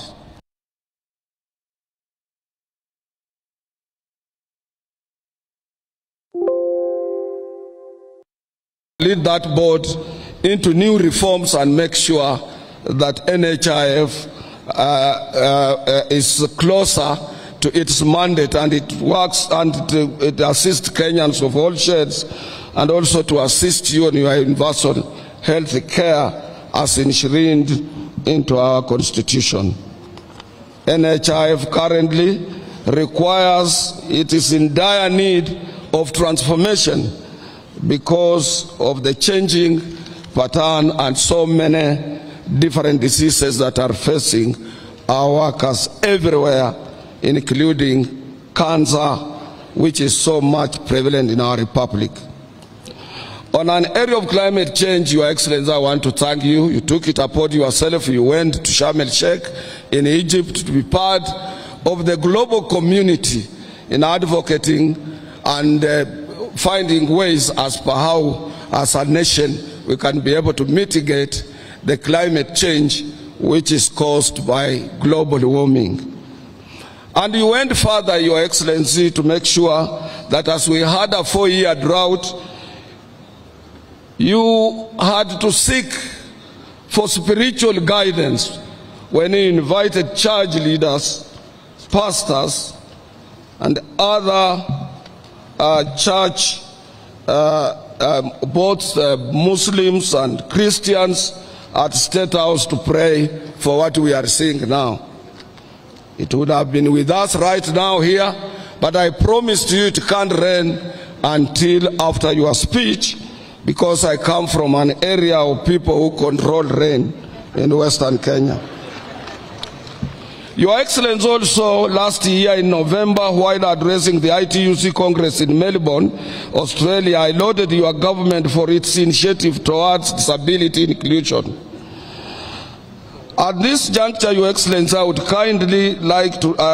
kindly request you to ensure that workers are represented on the governance board of the National Council for Persons with Disability, because disability is with us, and we must also champion the aspirations of the people living with disabilities so that they can be part and parcel of our working community. An area that Johnson Sakaja, our governor, touched on in an area of the security guys and the security companies we have. I want to say this, Your Excellency. As workers, we have written to you and remain grateful for your positive response towards ensuring that mechanization in the agricultural sector and the outsourcing of labor are stopped. In every country, Your Excellency, the governments are concerned about their people, their working people. Kindly, Your Excellency, close your ears and don't listen to those who say outsourcing, if it is outlawed, will deal a major blow to the way of doing businesses. This is a total lie, because many countries have outlawed it because it amounts to indirect slavery. And the ILO, we have said that if you outsource, those people outsourced working on your premises remains your responsibility, and you must accept them to have a free and independent negotiations of their CBA. Further, Your Excellency, outsourced labor does not feature anywhere in our revenue collection books, nor do they contribute to the NSSF and NHIF. Let your government take action, because most of these outsourced people are paid in cash. A good example, Your Excellency, is the private security sector, of which Governor Sakaja has just mentioned, where more than 1.2 million Kenyans are employed, yet most of them are paid in cash. There is another animal which has lived with us, Your Excellency, and this one you must also close your eyes and deal with it. This animal called SRC. SRC, when it was put in place, it was meant to advise particularly the public sector area of employment, state officers and those other people. But what it has done, Your Excellency, and this negates the principles of the International Labour Organization, ILO Convention number 87 and number 98, that they want to negotiate, they want to decide on CBAs.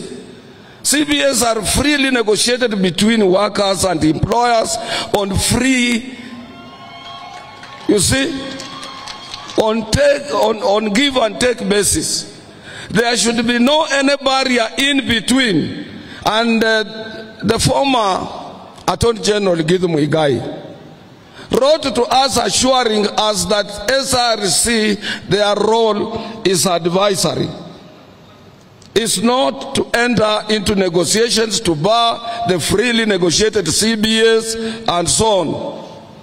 And we don't want to mention this. We love this country. Otherwise, we can take this matter to the ILO. But because we are part and parcel of this country, Your Excellency, and we know how you move. You are a swift worker. You move very fast.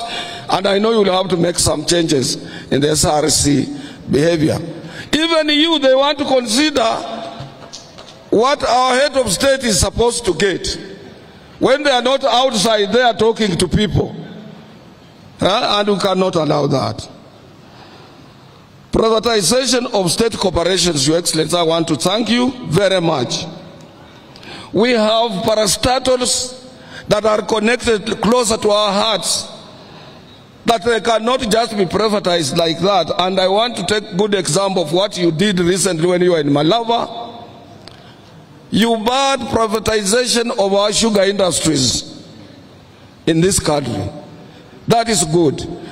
We have industries that are performing, Kenya Ports Authority, Kenya Airways, and so many others that we are proud of, Your Excellency, including KBC, Kenya Pipeline Reinsurance Corporation, and so many others that are performing well, which they just require stiff and modern applications of management to make themselves sustainable other than privatizing. And you have a lot of people who can help you to do this job. Your Excellency, the last thing I want to talk about is that this country doesn't have an organized public transport. I would like to thank the government of Kenya for making a strategic policy decision to invest in transformative green mobility in Nairobi. This came following your recent visit to the European Commission that saw the European Union and your government sign a declaration of intention to finance an electric bus line in Nairobi. BRT3. This one we support it because workers are being maimed, harassed when they are seeking transport to their places of work in matatus.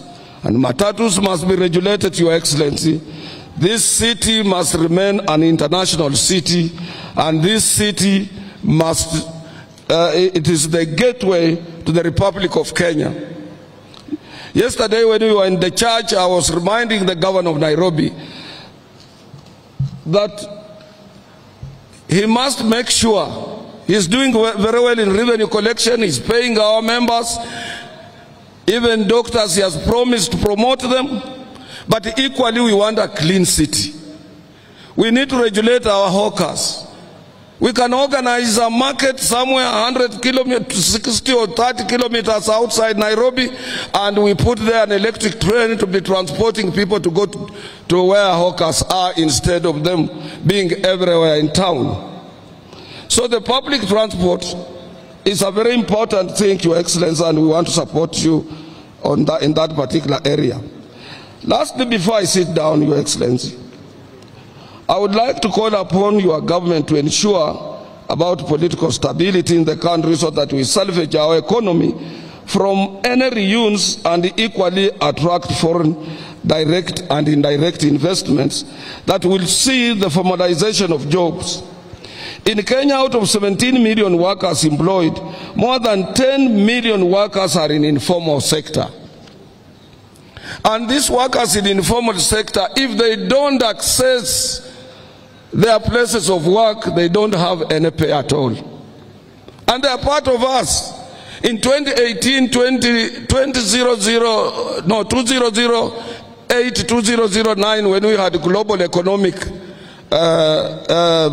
crisis, Africa was not hit so hard because of huge investment in our informal sector. And we must protect them. To protect them, Your Excellency, go beyond where you are.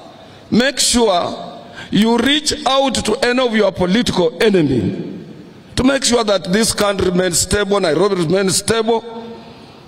We avoid this issue of maandamano. I'm not competent to advise you. I'm not competent to advise Raila Amolo Odinga, who is my brother-in-law.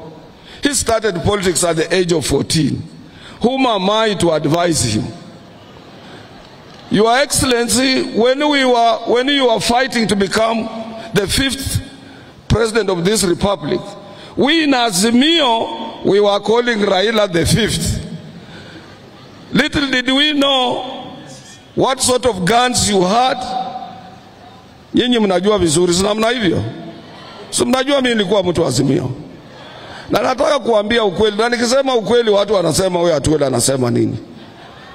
Mimi haja yangu kubwa ni nchi hii. Saa hii ukienda Sudan, Khartoum, unapita kwa miwili ya watu wamekufa. Na hatutaki hiyo hapa. Mimi niko na ofisi Sudan. I'm the president of the larger trade union, trade federation of East Africa. Na ukienda huko watu wao kwa shida, hatutaki shida kama hiyo katika nchi hii. Sisi katika Azimio tulikuwa na president, tulikuwa na mawaziri wa internal kama wakina Matiang'i, kifua kubwa, nguvu kubwa, tulikuwa na pesa, tulikuwa na kila kitu. Kwanza tukakuweka nje, tukakulima kabisa. Pale ulitokea ukapita kwa sisi kama watu wamesimama, ama kama lile shamba kwa wale wanaotoka Kitale ama huko Western kubako kuna mashamba ya mahindi. Mahindi ikisha tolewa, ama huko Rift Valley, mahindi ikisha tolewa kwa shamba, wachawi huko Western wanakimbia kama kitu ingine. Unaweza shangaa huyu ni mtu alipita hapa. Wewe ulipita kwa sisi kama watu wale wamesimama. Nikajiuliza, hii television inasema ukweli ama ni uongo? Na sisi tulikuwa na AK-47, tulikuwa na pistols, tulikuwa na ile gas canisters, tulikuwa na grenade ile ya kutupa na inamaliza watu, tulikuwa na uwezo, na tulikuwa na ukapita kwa sisi na wewe ukuwa na hizo vitu. Sasa, what makes us think atukienda kwa streets kwa maandamano, we will change the status quo? I said yesterday, there are other situations that are irreversible. Kuna mambo ingine ambayo huwezi kubadilisha, mambo ya Mungu. Mimi nataka kuambia nyinyi, na yakisha fanyika you accept it. Because wewe ulikula kiapo. Mtoto wa Kenyatta akakupatia ile panga mrefu ya kulinda nchi. Sasa atoka hapa anarudi anasema, oh sasa hii mambo ya Jubilee, labda hii election ilikuwa namna gani? Baba, angalia hapa. I said, when you retire, Your Excellency, you must be a peacemaker.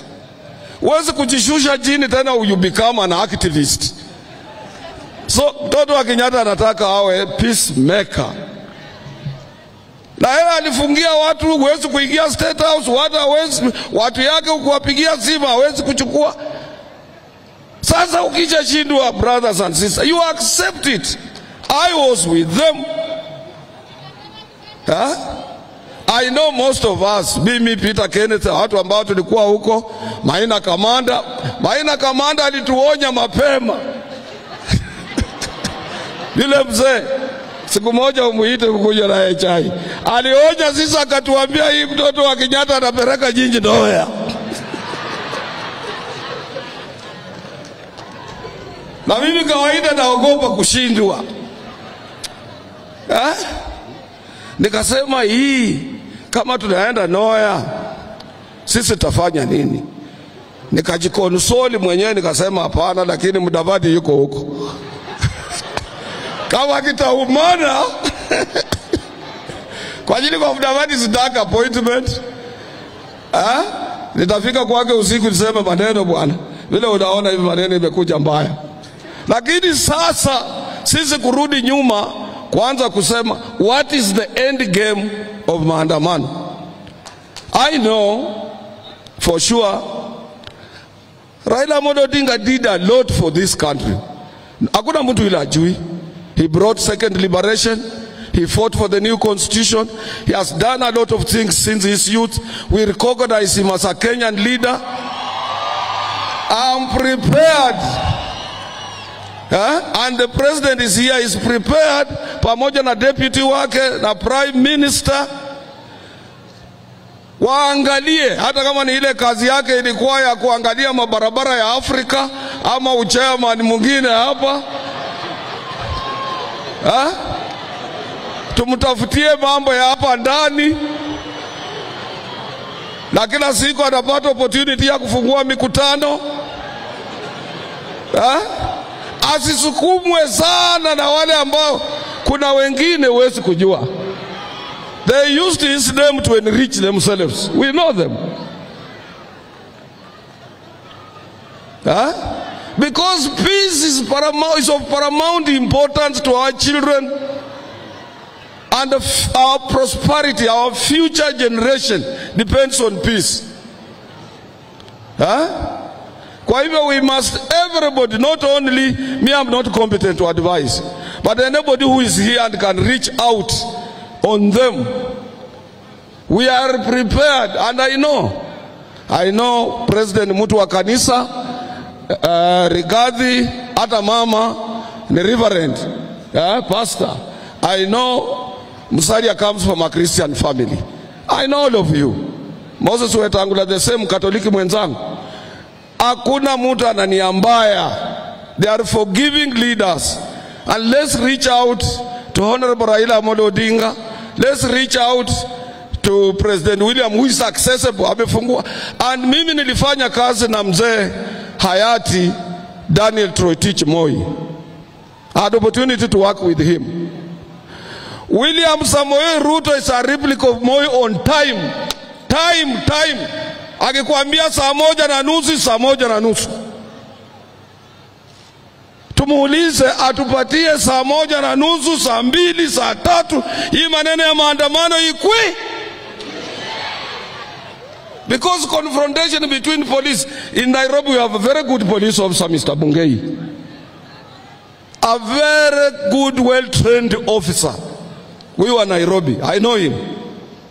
Hatutaka awe kwa mstari ya mbele waseme yeye ndiye anatoa mabunduki kupiga watu, yeye anafanya nini. It's a clean man, I know his heart. We must reach out to leaders so that we reduce tension between police and the citizens of this country. Workers want to access their places of work peacefully. Mimi sasa ni mzee. Mimi sio kijana, hata kama mnaona Mary bibi yangu ni myangu. Mary kazi yake kwangu ni kuangalia socks nimevaa namna gani, shati yangu iko sawa sawa, saa ya kumeza dawa ikifika ni saa ngapi, yeye anaweka hiyo diary. Because tukiandika mtu mwingine tuseme ni personal assistant atatuibia. Nikitaka kwenda Ulaya na niambia ndege yako ni safulani, gate ile unapitia ni hii tikiti iko sasa, mzee hii boarding pass umebeba ni ya mwaka jana, hii ndio ya leo, hiyo ndio kazi ya Mary. Huyu nataka kushukuru nyinyi na niwaambie ni lazima to support His Excellency the President for the purpose. You are at end game, hakuna njia my friend. Juzi umeappoint mkubwa wa majeshi, uliappoint Inspector General, umeappoint cabinet. Mtu kukutoa ni shida, atakutana na bunduki mbali sana. So let's not dwell on impossibilities, things that cannot happen. Let's accept as you lose, as one day for us who have lost some of our loved ones. Unaweza kufikiria kama amelala ataamuka. Hataamuka. It is better to come on terms you have lost your loved one. And then you can't get into stress and depression and hence death. Ama kubadilisha jua kutoka mashariki kuendelea magharibi. It's not easy. Let's accept. Mimi ndio nilisema miti ikatwe. Miti ilikatwa Sugoi. Mimi nilikuwa kwa ndoto zangu tu.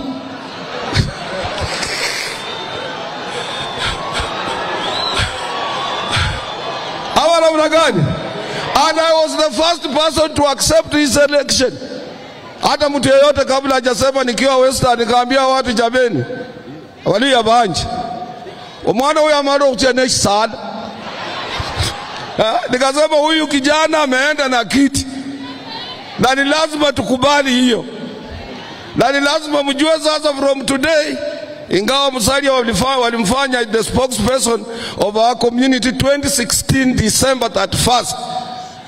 It has now been entrenched and we must accept that. Watu wakaniambia basi waambie Oparanya muende pole kidogo sasa. Maneno imebadili. So Your Excellency, I don't want to tire you with words, but what I'm appealing to Kenyans is that tomorrow wamesema itakuwa maandamano. Workers, let us not participate. Sisi ni watu wa mshahara. Ukikosa kufika kazini, unaweza futwa kazi, mambo yote inaweza kuwa mabaya. Hiyo huwezi kutetea mtu kwa ajili alikuwa kwa maandamano. There is nothing you can gain. We have a constituency to protect. Employers and workers, we must protect our constituencies. We must support His Excellency the President to spur economic growth so that we can be able to grow economy and employ thousands and thousands of young men ambao wanatoka kwa shule. Lastly, Your Excellency,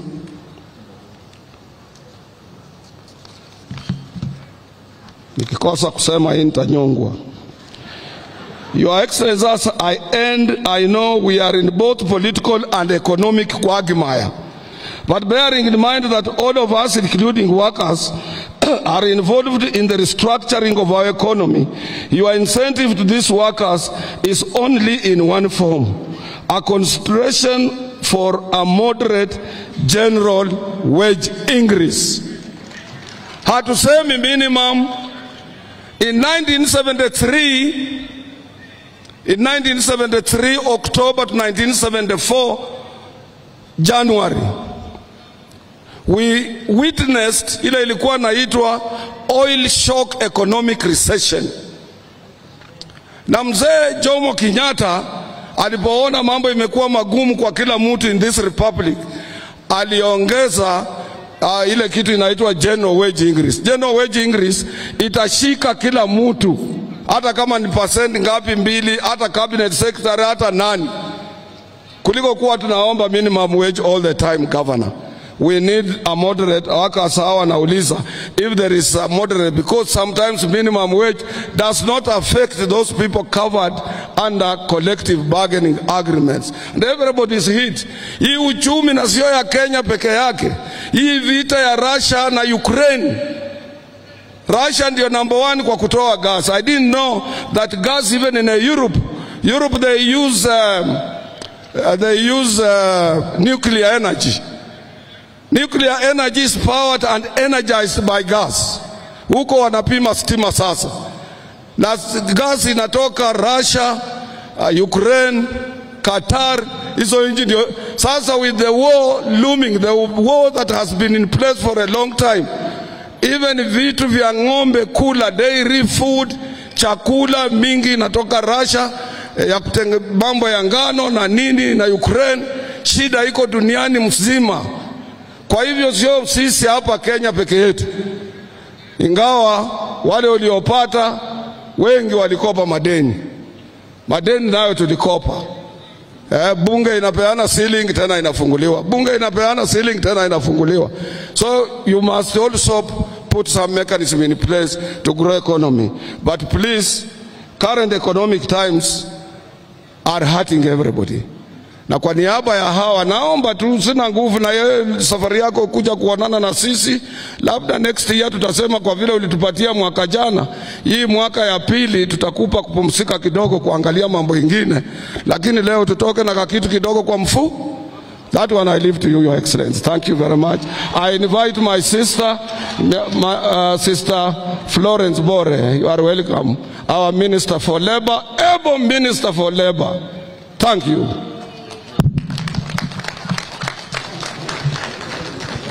Thank you, Brother Otuoli.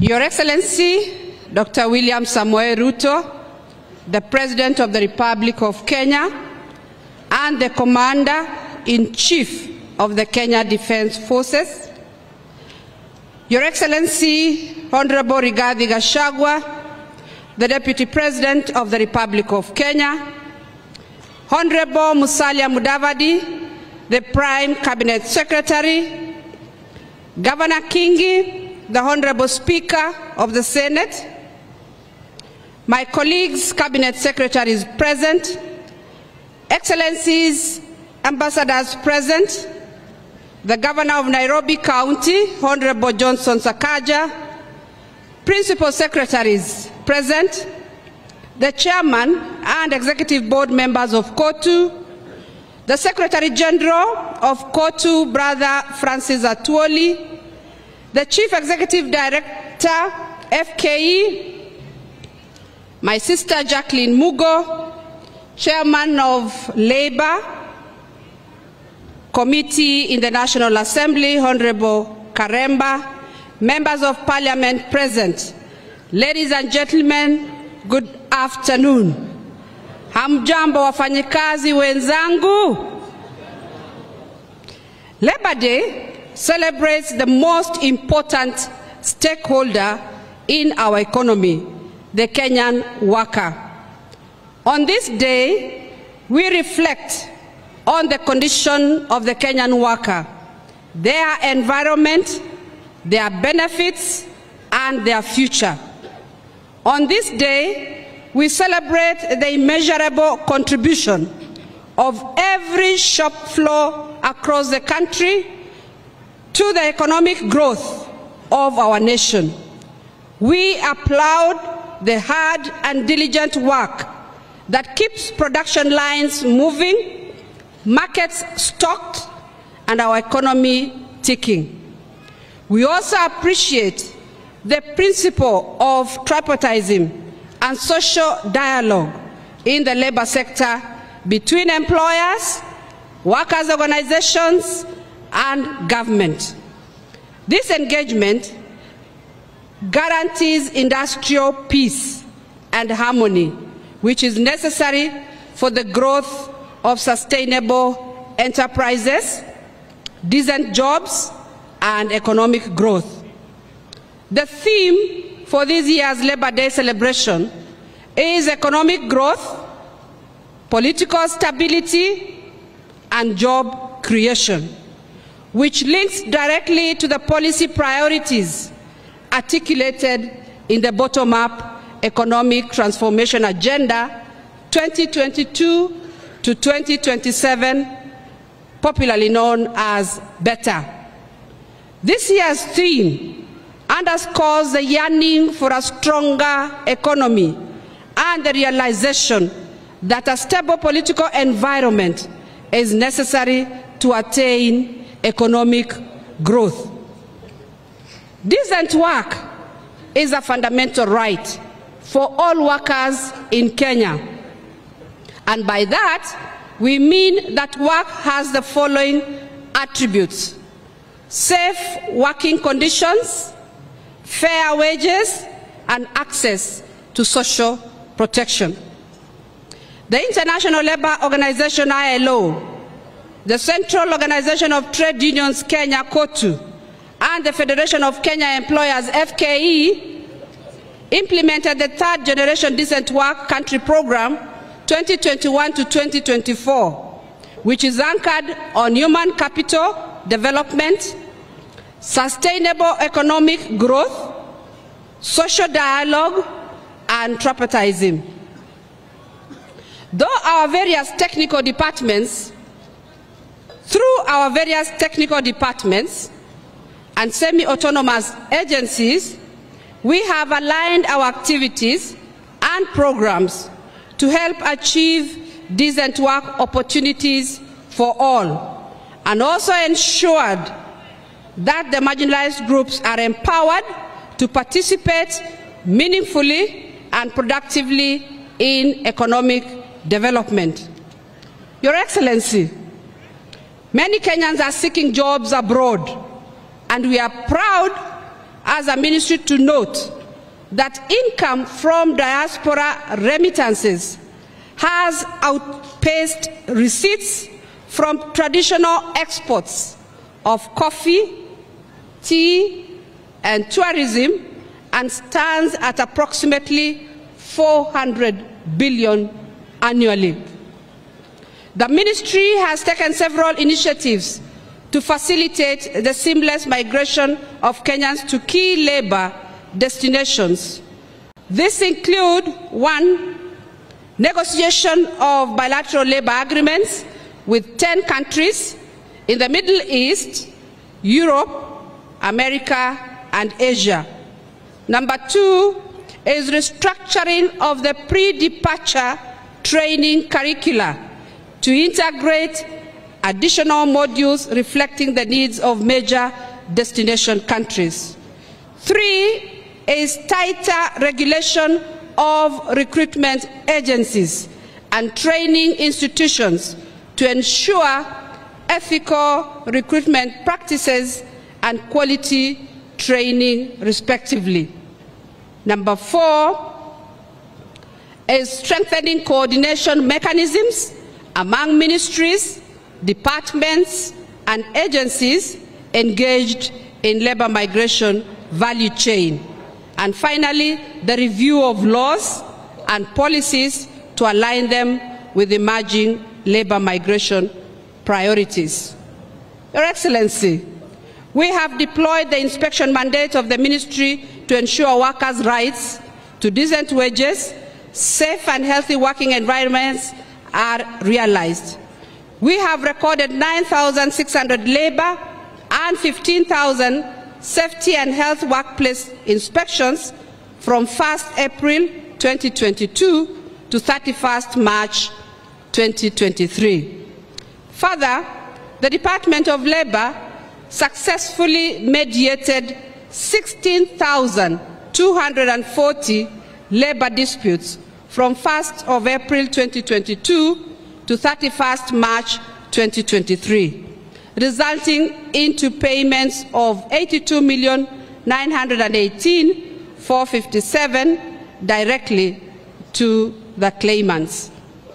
Despite this good work, the country continues to experience a spate of industrial action in a number of sectors, particularly in the public sector, and many economic disputes still continue to find their way into the labor courts. Your Excellency, over time we have noted that a significant percentage of the disputes relate to disagreements between workers and employers on the rate of compensation and remuneration that workers should receive for work done. Many employers, both in the public and the private sector, rely on insufficient tools and mechanisms for determining and compensating labor, which in most cases does not account for worker and farm productivity as one of the parameters for wage determination. To address this problem, the Ministry of Labour has developed a draft wages and remuneration policy for consideration and adoption. This policy champions a fair, equitable, and dynamic mechanism for determination and compensation of wages to all workers in the country that takes into account all necessary parameters, including productivity indices.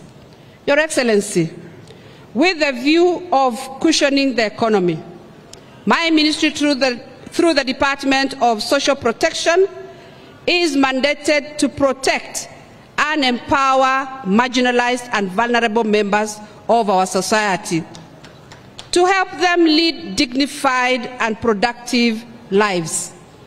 The department continues to implement various social assistance programs in the forms of cash transfer targeting the orphans, the vulnerable children, the older persons, persons with disability, and the Inua Jamii program. Your government, sir, has committed 28 billion to support these programs in the current financial year. Your Excellency, I restate my ministry's commitment to a prosperous and inclusive Kenya, where our workers are at the center of development and the marginalized and vulnerable members of our society are able to lead decent lives. It is now my singular honor and pleasure to welcome Musalia Mudavadi, Honorable, the Prime Cabinet Secretary. Welcome, sir. Take over the program from here.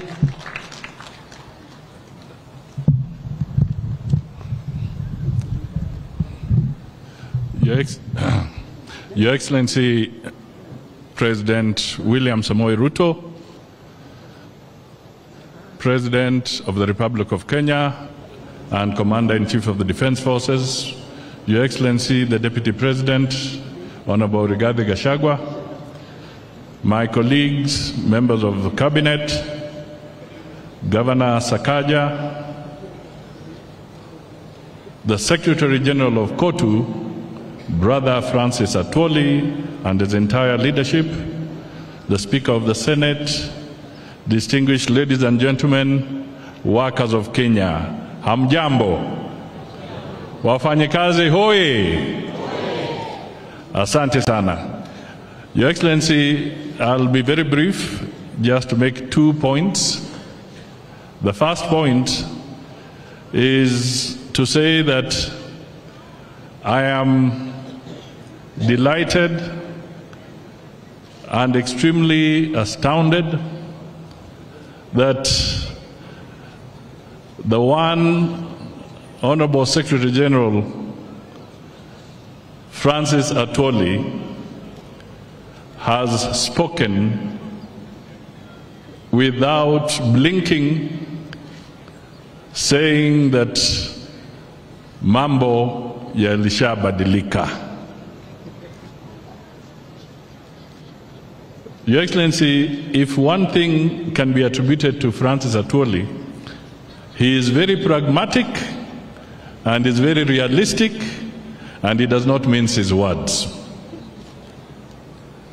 He has spoken and he has stated very clearly that we have no time for unnecessary distractions to the economy. It is time for us to close ranks, pull together, and work with the government and make sure that we can enhance the stability, particularly economic stability of this country. Mr. Secretary General, that is indeed a very powerful message to the people of Kenya. Your Excellency, I would also want to encourage because I was not too sure whether I had it right or did not hear. But KOTU has come out very strongly on the need to avoid disruptions. I would encourage the Federation of Kenya Employers through the other entities, KEPSA, Kenya Association of Manufacturers, to also come out very strongly and stand against these disruptions because they affect across the board. It is important that we all grow our economy, we grow our revenue, and we move forward. So let us pull together both employers and workers to make sure that we do not have unnecessary disruptions in our economy. There is no more time to waste. We have to work hard and we have to move forward. Your Excellency, it is now my pleasure to request the Deputy President, Honorable Rigathi Gachagua, to come forward, make his remarks, and then invite you. But, Your Excellency, the symbolism of your being here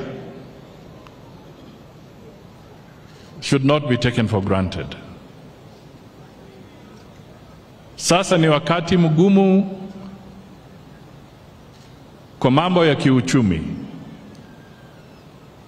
na President amejitokeza kuja hapa kujiunga na wafanyikazi wote wa taifa letu la Kenya wakati wako kwa hali ngumu.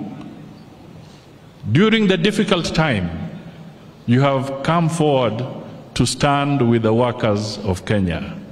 That cannot be taken for granted because it is not an easy time. We are going through challenges, but that gesture is a very strong signal that even in moments of difficulty, you shall come forward and stand with the people of Kenya. Bwana Deputy President, nafasi ni yako, umkaribishe Rais. Asante.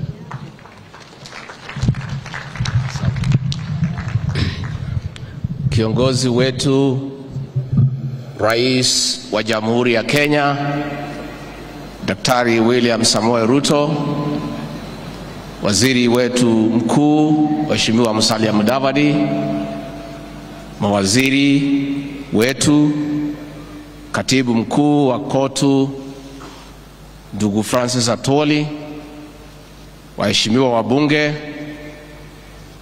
waheshimiwa wafanyikazi, hamjambo. Nimesema waheshimiwa wafanyikazi kwa sababu nyinyi pia ni waheshimiwa.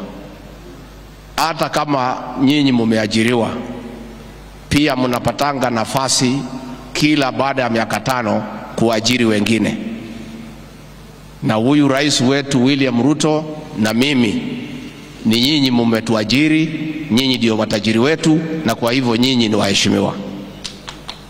Your Excellency, we thank you for getting time to come and have a conversation with the Kenyan workers who are the greatest pillar for our economic development. Your Excellency, you inherited the leadership of this country at a difficult time when the economy of this great nation was in a very difficult place. And Your Excellency, we want to thank you for the great efforts that you have put to restore the Kenyan economy, and we are glad that there are signs of recovery. Your Excellency, the workers here today and elsewhere in the country are greatly part of the hustler nation, and they have felt in a very big way the weight of the cost of living. Your Excellency, through prudent management and well thought out interventions, you have successfully brought down the cost of unga from an all-time high of 230 shillings to slightly above 150. Your Excellency, that and other interventions It is true, it is in between 150, 170, depending on where you buy. Na tutaendelea naye. Your Excellency, as we proceed, we want to urge you to continue putting into place pragmatic interventions, and we thank God for the rains and through the interventions you have made of subsidizing the cost of production through availing fertilizer at reasonable prices. With these rains, we have no doubt before the end of the year, the prices of food commodities will go down. Finally, Your Excellency, all these things are not possible if there is no political stability. Na mzee Atuoli, ningetaka kuhakikishia kwamba our president has done everything possible to reach out and to encourage dialogue. When the Azimio group reached out to our president and said they want to be given an opportunity to leave the streets and get engaged in bipartisan discussions, the president readily agreed because he was very magnanimous and he provided leadership with this country. Those of us who work closely with him, some of us who have a different idea, but the president persuaded us that it is useful to give dialogue a chance. The Azimio people have been given a chance, but they have instead decided to go back to the streets. What they must know, because I saw them pen a letter yesterday saying that the president should allow them to go to the streets. President William Ruto on 13th of September took the Bible before God and the people of Kenya and swore to protect and uphold the Constitution. One of his responsibilities in upholding the Constitution is to protect life and property. The several times the Azimio people were in the streets, there was no demonstration. It was destruction of property, looting of private property, killing people, and injuring others. We still are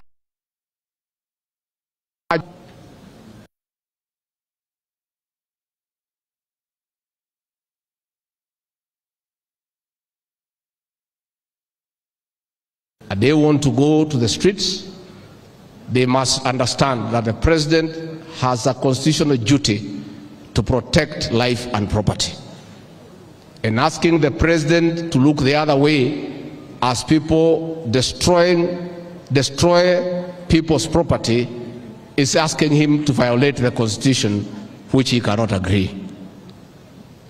Na ndivyo tunauliza hawa kesho waende wafanye vile wanataka, lakini tungeuliza huyo mzee kwa heshima awache kusumbua hao mahasla ya Eastlands na Southlands.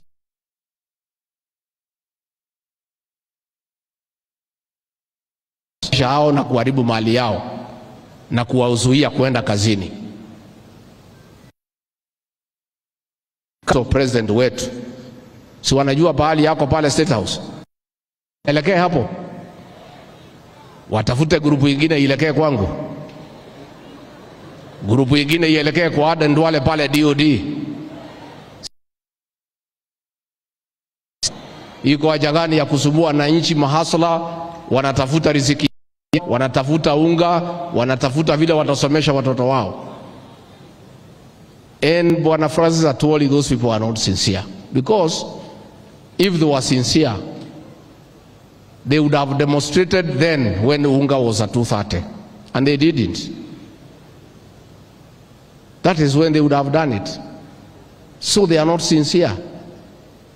And if the issues they are raising are with President William Ruto, they should go to State House and face him there, instead of going kuangaisha watu ya kawaida mahasla ya Kenya. And finally, Bwana Atuoli, I want to congratulate you for your leadership and pragmatism. This celebration, Your Excellency, is one of a difference. The labor celebration last year, there was not any discussion about workers. The whole ceremony from the beginning to the end was discussing William Samoei Ruto. But today it is one of a difference. We are discussing the issues of the Kenyan workers. And that is why we want to say, Bwana Atoli, you have shown pragmatism and leadership. Wewe, you had another president in mind. Ulikuwa unasema huyu hawezi. Hata ulikuwa umesema akishindwa atafute miti ya kujinyonga. But siku ameshinda, you have done the right thing. You have shown you are a Democrat and you have respected the will of the people. And that is the way it should be. So I want to urge you with respect. Hao marafiki yako uwatafute pale kwako Kitengela. Tulikuwa tunakufuatilia mkikaa na hawa. Uandalie chakula na ile vitu mlikuwa mnakunywa na hawa na ile muziki ya Lingala. Mkishamaliza uwaambie maneno ya kwamba uchaguzi uliisha na rais wa Kenya ni William Samoei, na hiyo ndio ukweli. They should stop living in denial. Hata wakivaa sufuria kwa kichwa, rais wa Kenya ni William Samoei Ruto.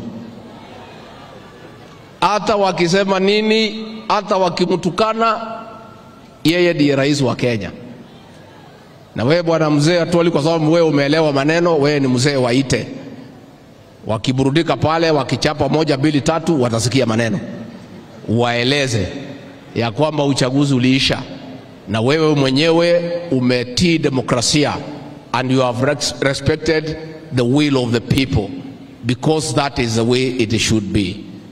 Kwa hivyo rais wetu wa Kenya wanategemea kwako ya kwamba utalinda mali yao, kwa sababu uko na kazi ambaye ni ya kikatiba ya kulinda mali ya Wakenya kutoka kwa muhalifu wowote, akuwe ni nani au ni nani, kwa sababu hiyo ni katiba na ni lazima katiba itekelezwe.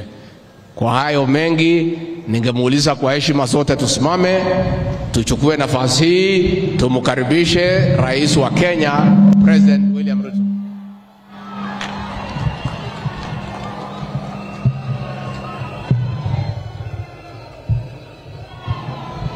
Wafanyikazi wa Kenya hoye! Bwana Yesu asifiwe. Tafadhali tuketi chini. Asanteni sana.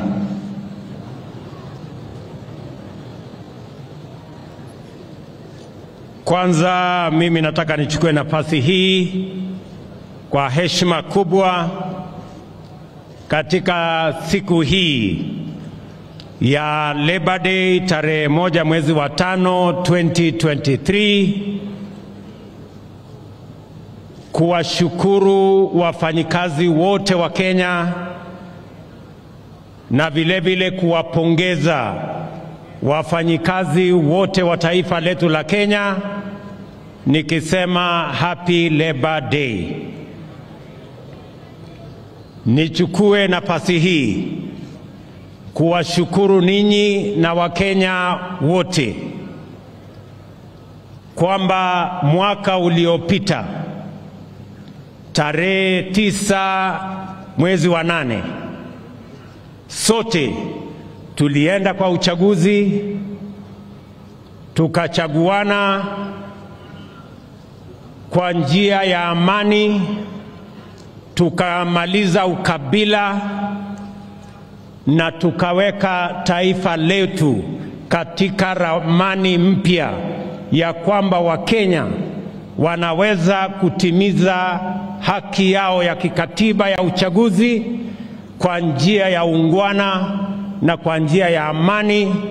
Mimi nataka niwashukuru wafanyikazi wa Kenya wote kwa sababu ya kushiriki katika uchaguzi huo kwa njia iliyofaa. Pongezi na asanteni sana. Nataka vile vile kwa njia ya kipekee na kwa heshima kubwa ni washukuru wa Kenya, wengi wao wafanyikazi walionipatia nafasi kwa kura zenu na kwa maombi yenu niwe kiongozi wa taifa letu la Kenya wa 5 nataka niwaambie asanteni sana. Nataka niwapongeze Wakenya wote. Najua Secretary General wetu wa KOTU amesema hapa ya kwamba wengi wa wale ni viongozi wa wafanyikazi na watu wengine wengi walipiga kura kwa upande wa Azimio. Mimi nataka niwaambie viongozi hawa na Wakenya wote, sote tulioenda kwenye uchaguzi, ya kwamba kila Mkenya ambaye aliamka asubuhi na mapema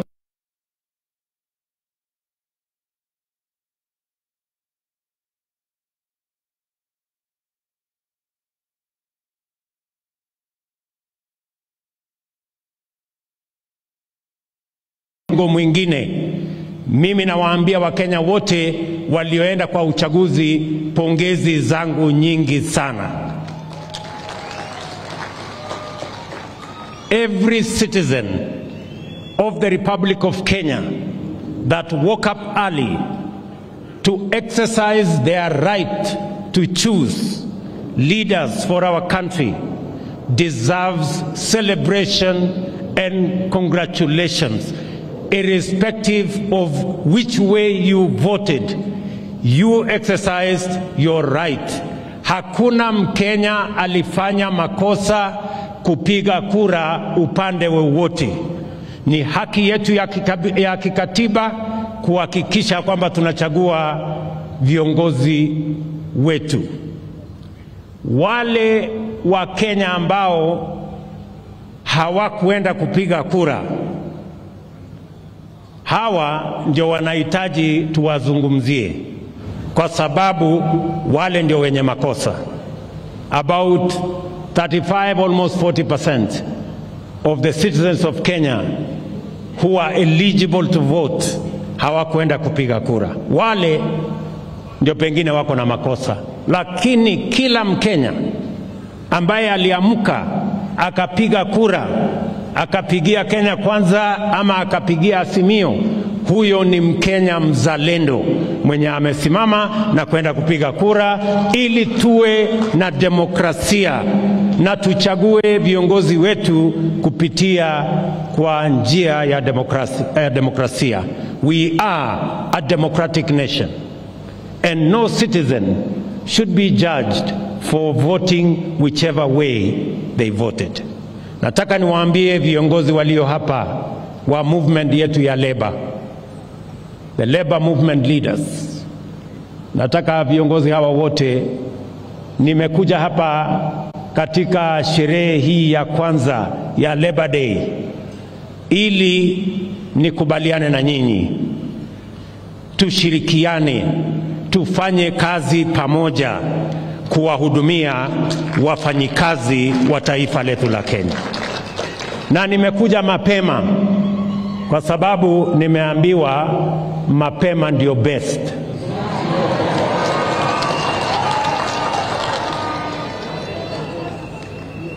Najua wengi wenu mulinilima sana. Mimi nataka niwaambie, Waswahili wanasema yaliyopita si ndwele. Jameni, tushirikiane, tufanye kazi pamoja.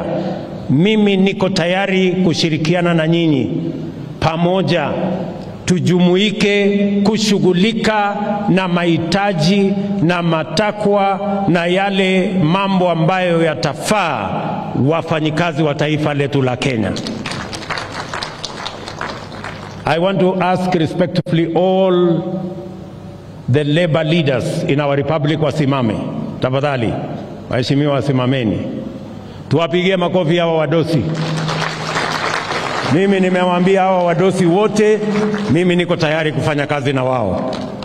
Karibuni my friends, let's work together. Sawa sawa? Msikuwe tena na baridi kwamba huyu mtu tulimlima pengine hako na maneno na sisi. Mimi sina maneno na mtu. nyinyi mlitekeleza wajibu wenu wa kikatiba kupiga mahali kura mlipiga. Ile imebaki sasa ni kwamba hawa wafanyikazi waliowachagua, pia hawa wafanyikazi wamenichagua. So we share the employer.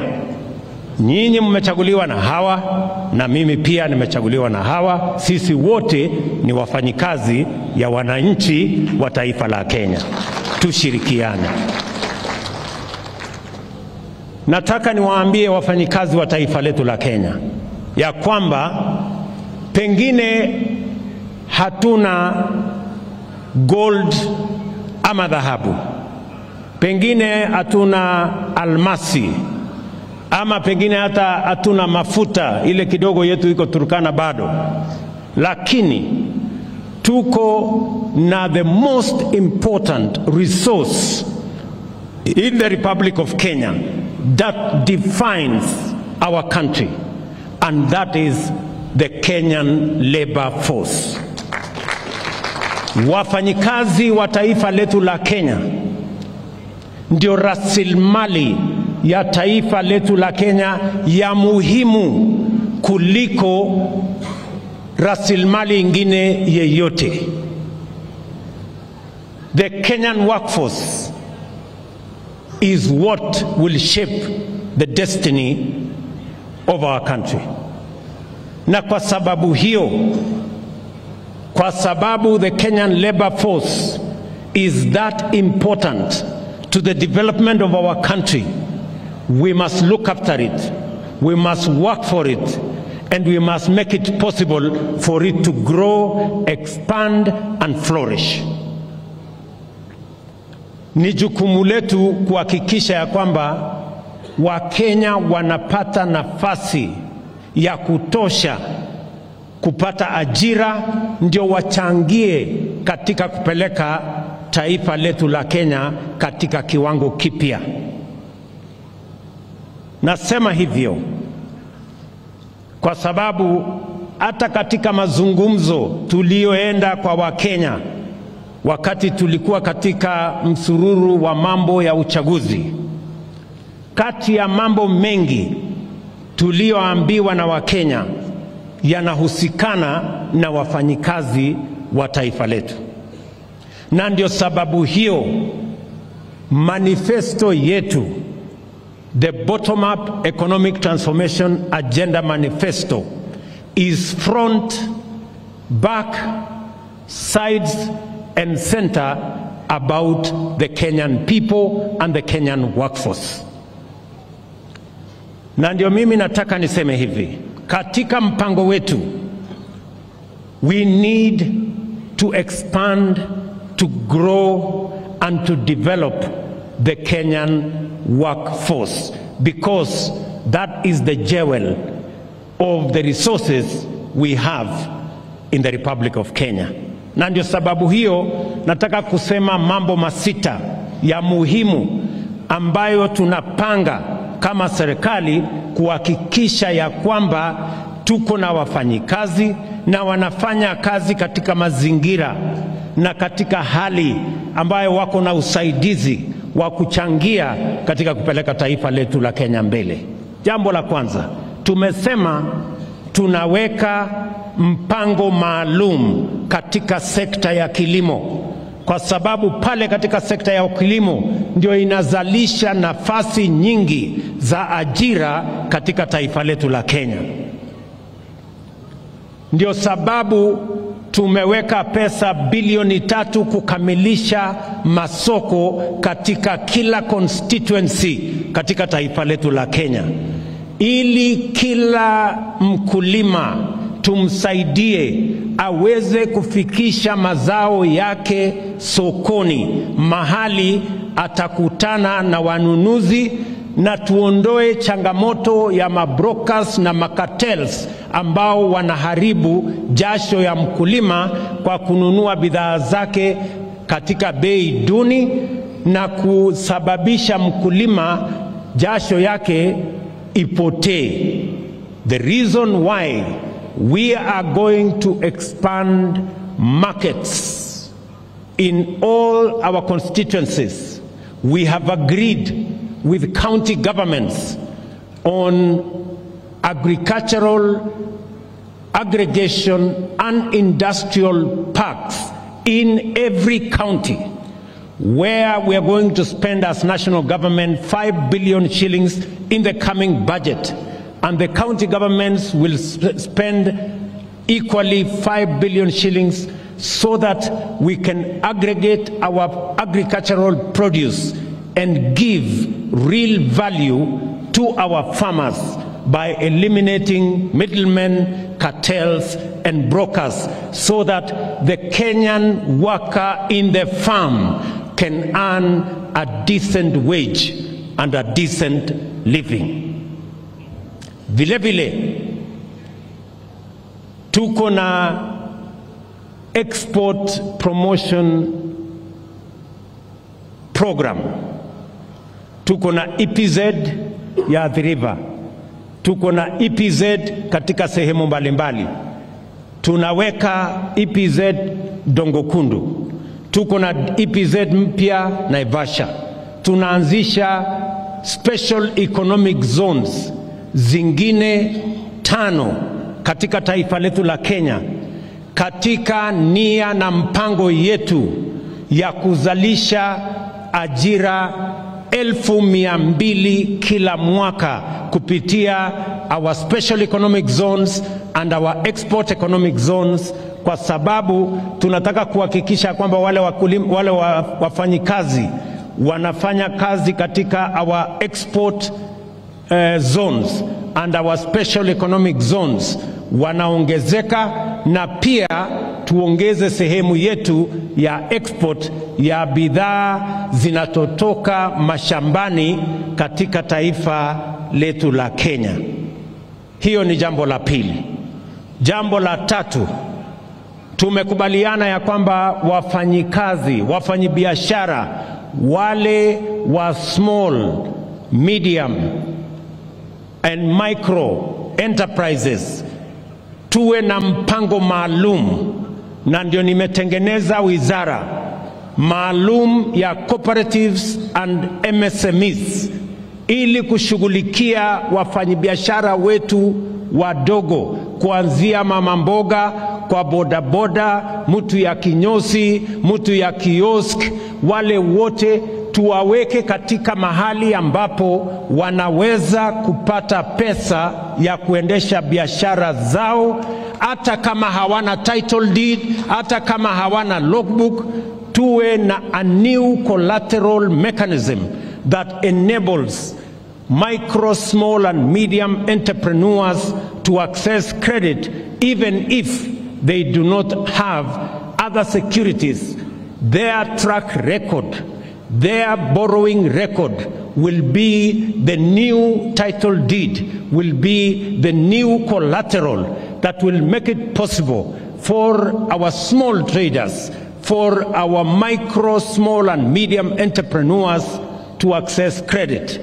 Tulianzisha miezi 6 iliyopita Hustler Fund, ambayo leo imekopesha pesa bilioni 27.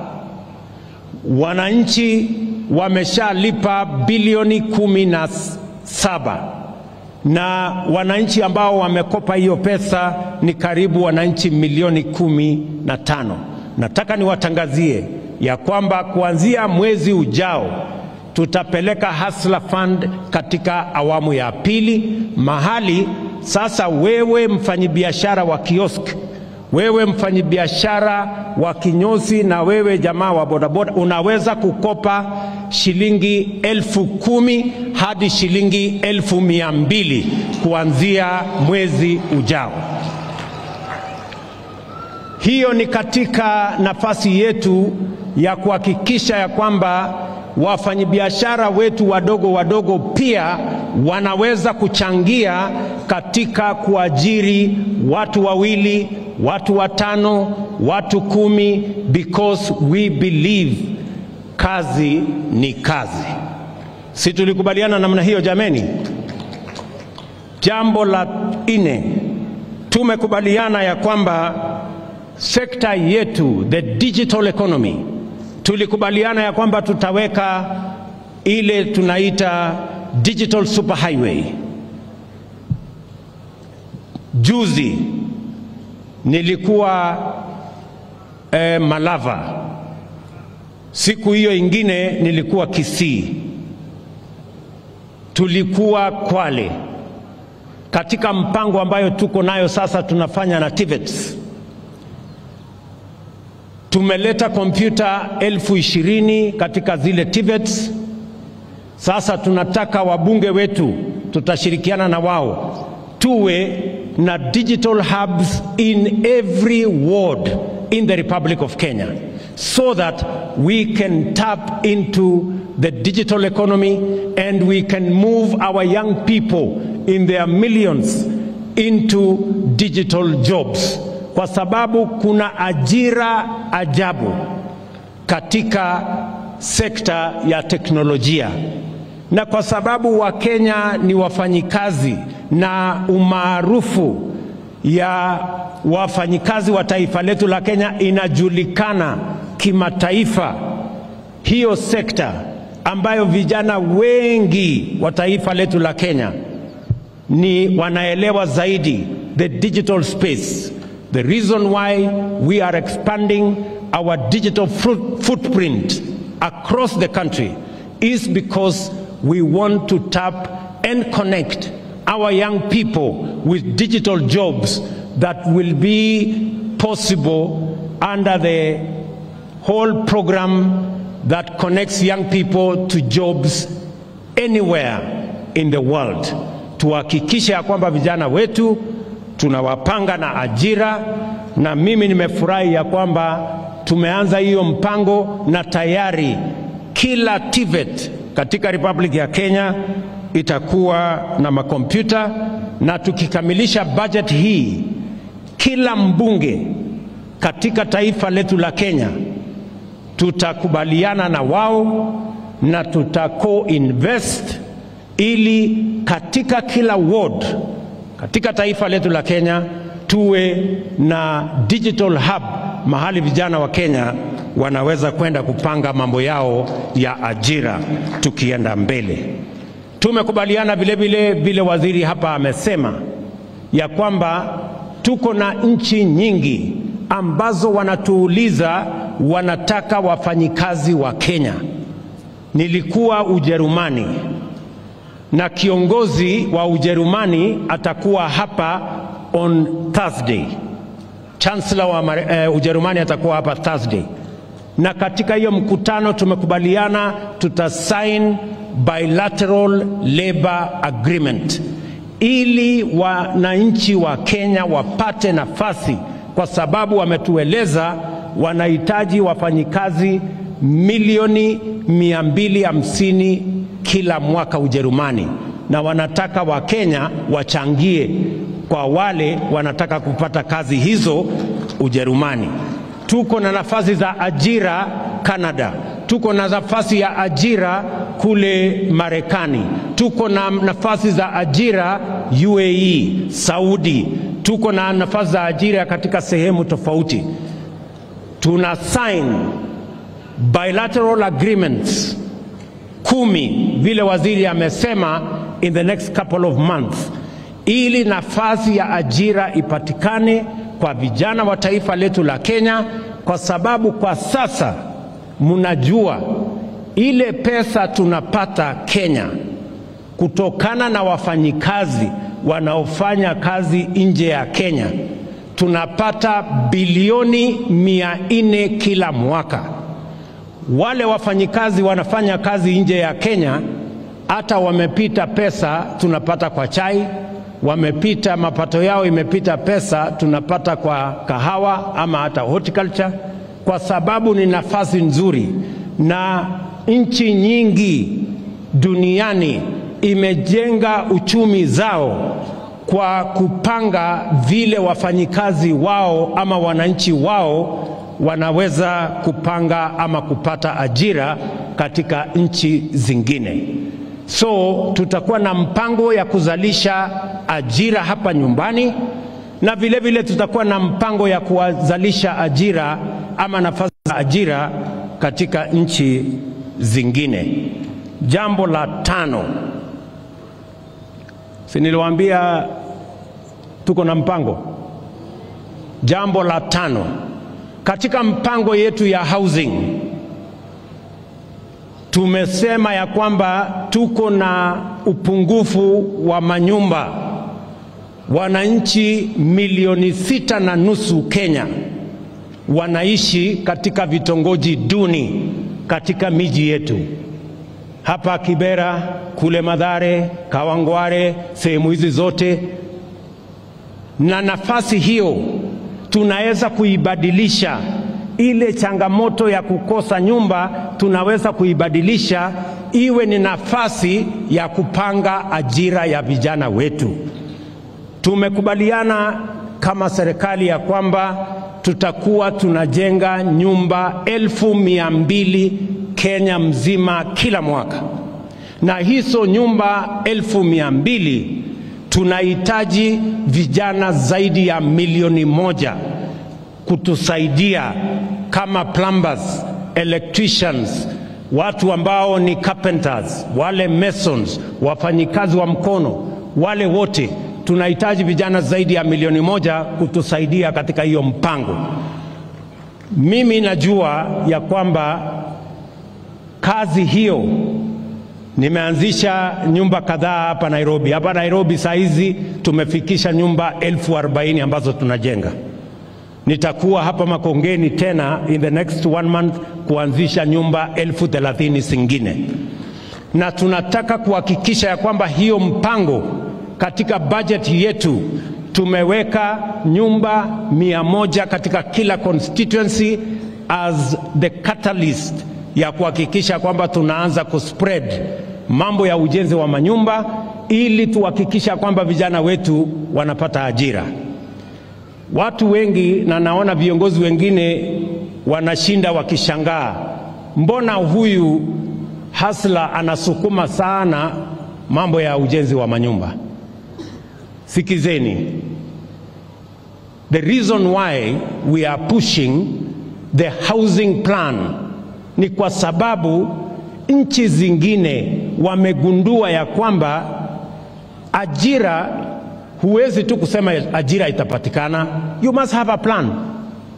Huwezi tu kusema uchumi itakuwa alafu ajira itapatikana. Hapana, lazima uwe na mpango. You must be deliberate about where and how many jobs you are going to create in which sector and for what reason. Wale ambao wananiuliza maswali kwamba hii nyumba unaongea juu yake, wewe uko na haja gani na ile nyumba mimi naishi? Siwache tu mimi nijipange na nyumba yangu. Mimi nataka niwaambie hawa wadosi, tafadhali, unajua mpango ya housing sio nyumba peke yake tunatafuta.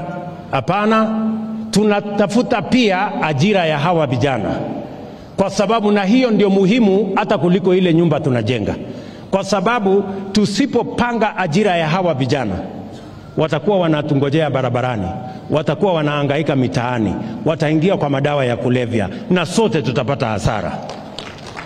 It is important, and I want the good people of the labor movement who are here to listen to me very carefully. I know muko na maneno kidogo na mimi hapo, lakini I am going to explain myself mpaka tukubaliane vile tutaenda mbele pamoja. Mimi nataka tukubaliane hivi. I said 5 things. I said 6 things. Nimekamilisha. Nimesema mpango yetu ya housing, mpango yetu ya kilimo, mpango yetu ya MSME, mpango yetu ya housing, mpango yetu ya digital na mpango yetu ya diaspora.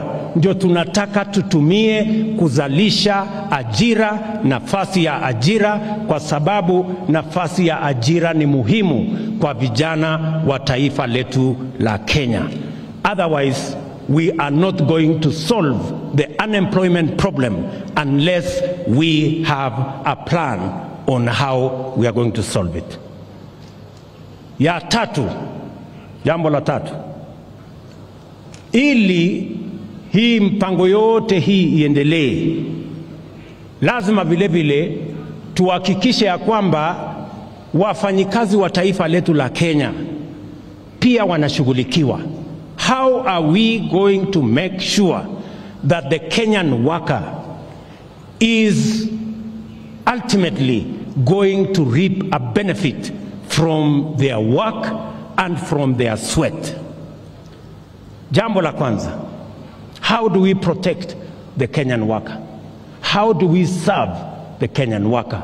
How do we work for the Kenyan worker, for those of us who are in leadership and for those of us who have an opportunity to serve? Number one, we must make sure that when the Kenyan worker, after working for 10, 20, 30, 40, 50 years, they can retire in dignity. Today, Bwana Atwoli na hawa viongozi, nataka niwaongeleshe as one of you, as a leader like you. Hawa wafanyikazi ni jambo la kusikitisha sana kwamba baada ya miaka 50, miaka 40, Mkenya amechangia jasho yake, amefanya bidii, anaenda katika maisha ya umaskini. Kenya, the Global Age Watch Index, you people in the labor movement should know it. The Global Age Watch Index inasema Kenya, kwa zile nchi ambazo zimefanyiwa utafiti, Kenya ni nchi namba 72 kwa nchi 96. Karibu sisi tuko mkia kwa wale watu wanaenda nyumbani ama wana retire kwa umaskini. Why should the Kenyan worker retire into poverty? Lazima tujiulize.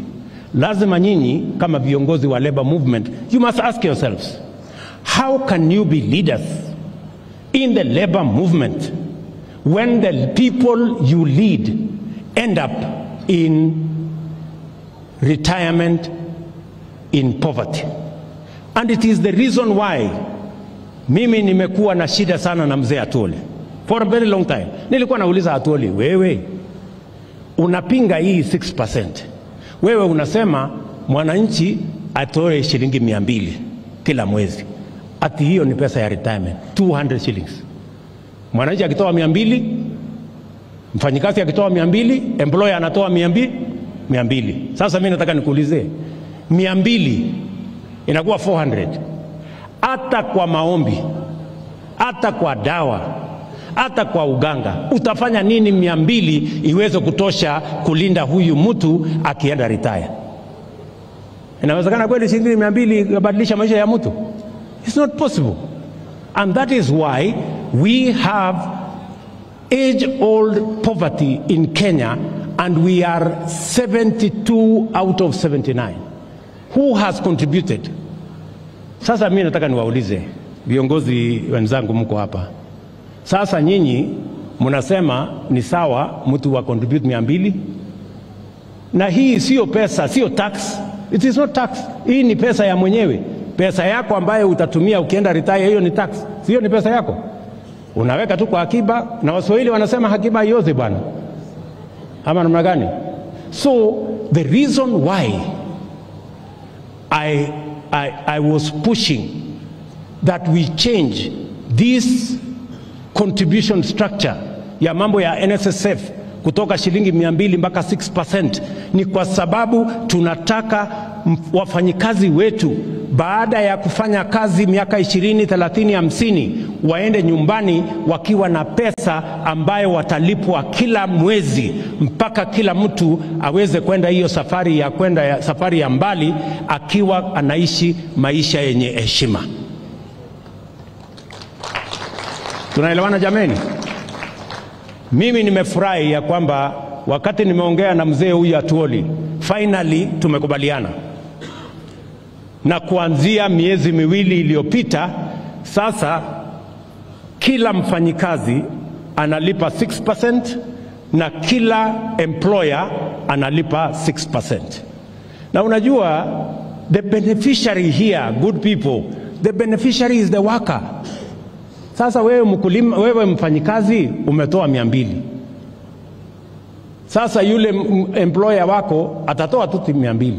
Lakini ukitoa 1000, he will be forced kutoa nini? 1000. Mwenye amefaulu ni nani? Si mfanyikazi. Kwa sababu ile pesa yake ya retirement imeongezeka. That is the logic, my friends. In the last 2 months, let me give you the statistics. In the last 2 months, baada ya sisi kuimplement 6%, pesa ya retirement ya wafanyikazi imeongezeka kutoka 1.2 billion every month. In the month of February, ilikuwa 2.5 billion. In the month of March, ilikuwa 3.5 billion. I promise you, in the next 3-4 months, it is going to be the maximum, which is going to be 6.5 billion shillings every month. Money that will be available to the Kenyan workers in retirement. Nyinyi mnanielewa jameni? That is the thinking. That is the transformation that is going to change Kenya. Hatuwezi kubadilisha Kenya kwa kufanya mambo ya jana na juzi. We have to learn from best practice. Mimi nataka niwahakikishie, kama mimi pia nikiwa ni mfanyikazi, nimeajiriwa kama vile nyinyi na wananchi wa taifa letu la Kenya, ya kwamba hiyo statistics ambayo nimepatiwa kutoka Wizara ya Labor ni kwamba we are only at around 60%.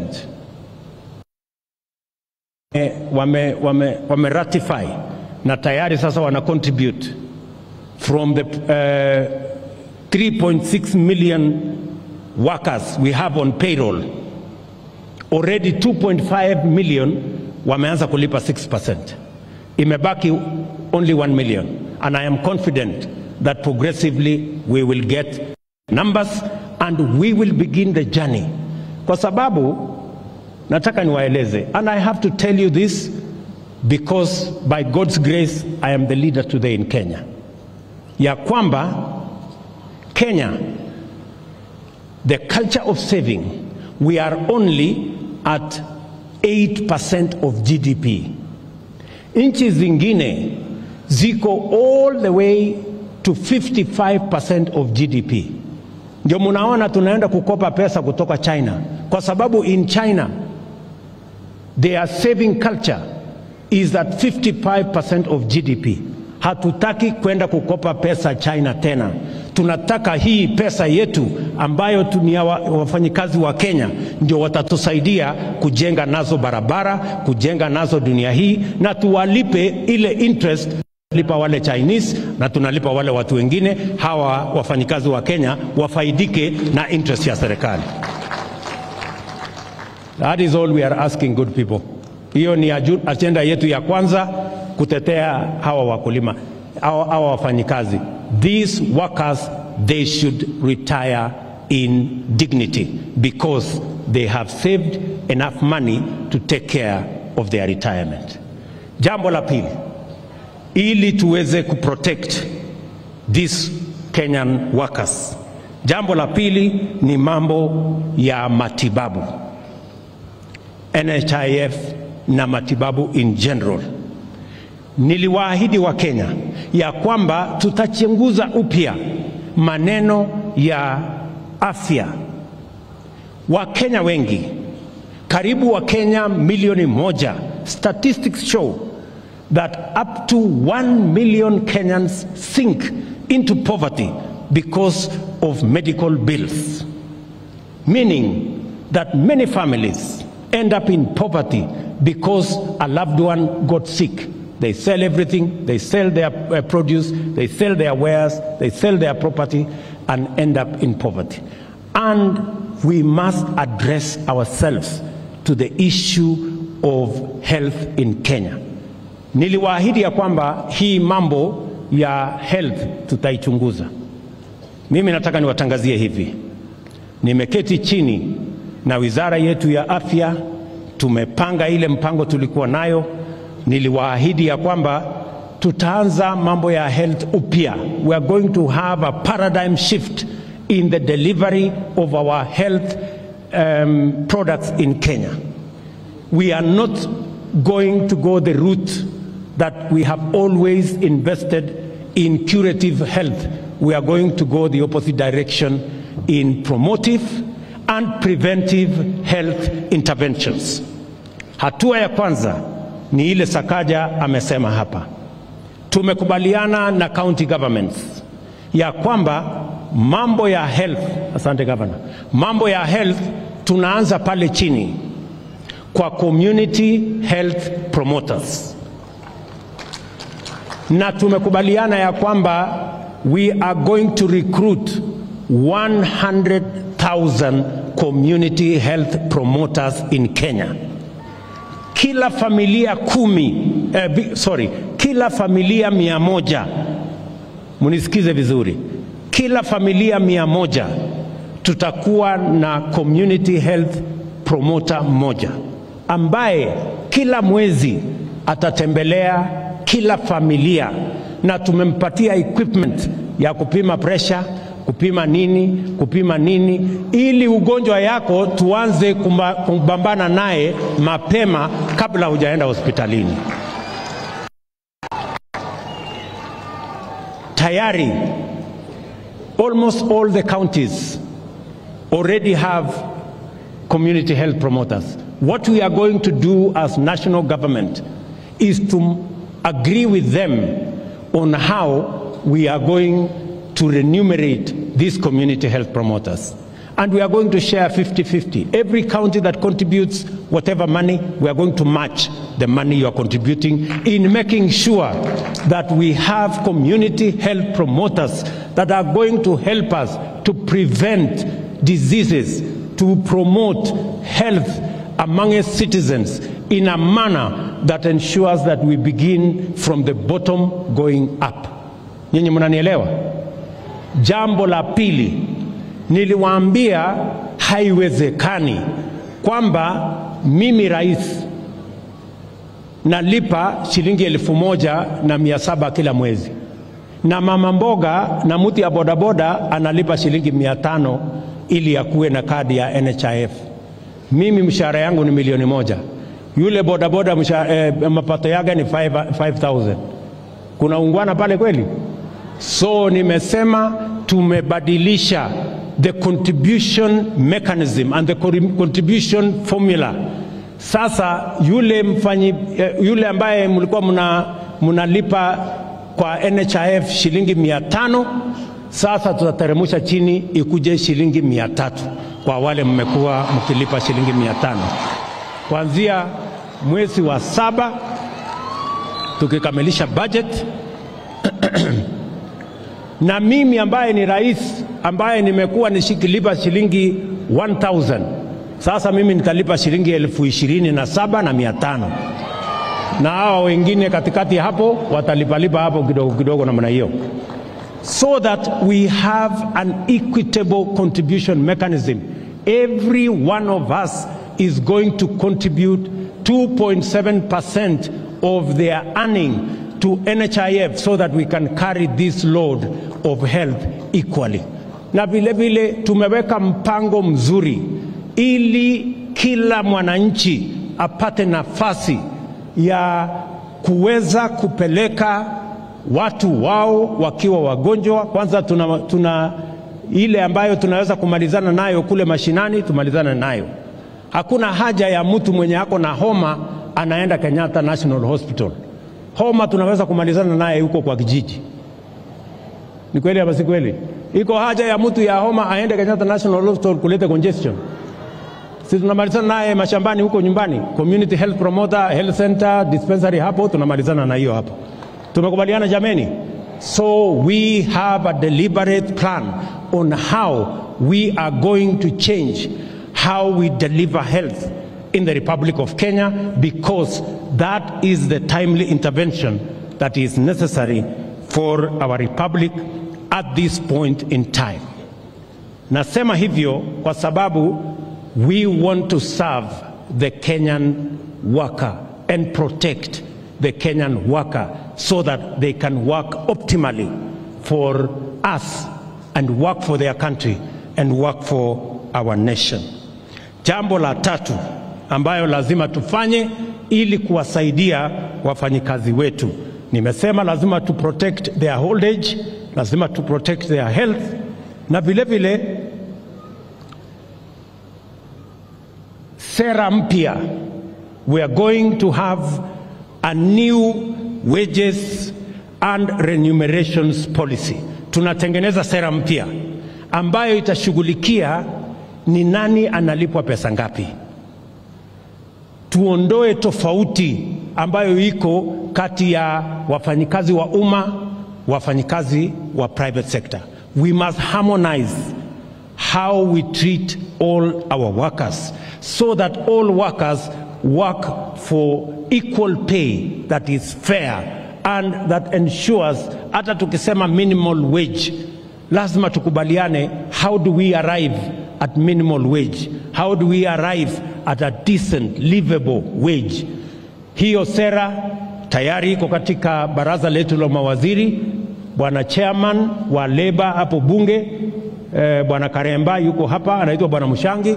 Tutaleta hiyo sera bunge, alafu nyinyi kama bunge mutatembelea hawa wafanyikazi wa Kenya wote, walete mchango wao vile wangependa hiyo sera itekelezwe kwa manufaa ya wafanyikazi wote wa taifa letu la Kenya. Jambo la nne ambayo tunataka kufanya kushughulikia hawa wafanyikazi wetu ni mambo ya injury in the place of work. Kuna wafanyikazi wengi wanaumia pale kazini, na inakuwa ni changamoto kubwa kupata compensation. Wengi wanakuja pale katika wizara ya Labour, wanahangaika ofisi hii, wanahangaika ofisi hile, kwa sababu tumesema ile mpango iko sasa for compensation around injuries at the place of work ni kwamba it is the employer who bears liability. We want to change the structure because some employers run away from that responsibility when it happens. We are going to change that whole framework so that it becomes a social insurance scheme called the Workers' Compensation Fund, so that it is predictable, so that every worker has access, na pia itakuwa rahisi kwa employers, so that employers don't carry too much burden when their employees are injured. They only contribute an insurance premium that will ensure that if workers are injured, there is a fund that will make sure they are paid. Some of the workers lose their limbs, they lose their hands, and that is what makes them underpay. We must be able to compensate workers in that manner. Vile vile, mimi nataka niseme ya kwamba wakati nimekuwa hapa, nimeona vibango ambazo zimepita hapa. Wafanyikazi wakisema wanataka ile section, ile ILO Convention 189 on decent work for domestic workers. Mimi nataka niwaambie, nimeshaongea na waziri wetu, anapanga. We are going to discuss in the next cabinet. My deputy here is going to lead that charge so that we can conclude and we can ratify the Convention on Decent Work for Domestic Workers, ILO Convention number 189. Nataka vile vile niwahakikishie ya kwamba ILO Convention number 190 ambayo pia inashughulika na maneno ya elimination of violence and harassment in places of work, ILO Convention number 190, together with ILO Convention number 189 to ensure that workers can go to work, there is no harassment, there is no intimidation, and there is no violence at the place of work. The Kenya government, we are working on it. In the next 3 months, we will have concluded the ratification of those 2 conventions so that we can protect the Kenyan worker as they serve our country and as they work hard for our nation. Nilisema ya kwamba tunaongeza wale wanafanya kazi, but we must also protect them. We must make sure that they end up in decent retirement. They must also live in an environment that health is provided. And finally, let me say that as the government of Kenya, we must continuously work on reducing the cost of living. Sisi tunataka kuhakikisha kwamba kila mwananchi anaweza kulisha familia yake. Tunaelewana jameni? Tumeongea mambo ya unga left, right and center. Mimi mwenyewe niliwaahidi ya kwamba tutakuwa na mpango ambayo itateremusha gharama ya maisha. Na hiyo mpango watu wengine hawaelewi.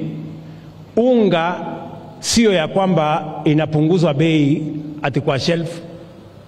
Unga inaanza kupunguzwa bei kwa kumsaidia mkulima shambani azalishe chakula ya kutosha, ndio chakula ikuwe kingi, ikifika pale sokoni iwe bei yake imepungua.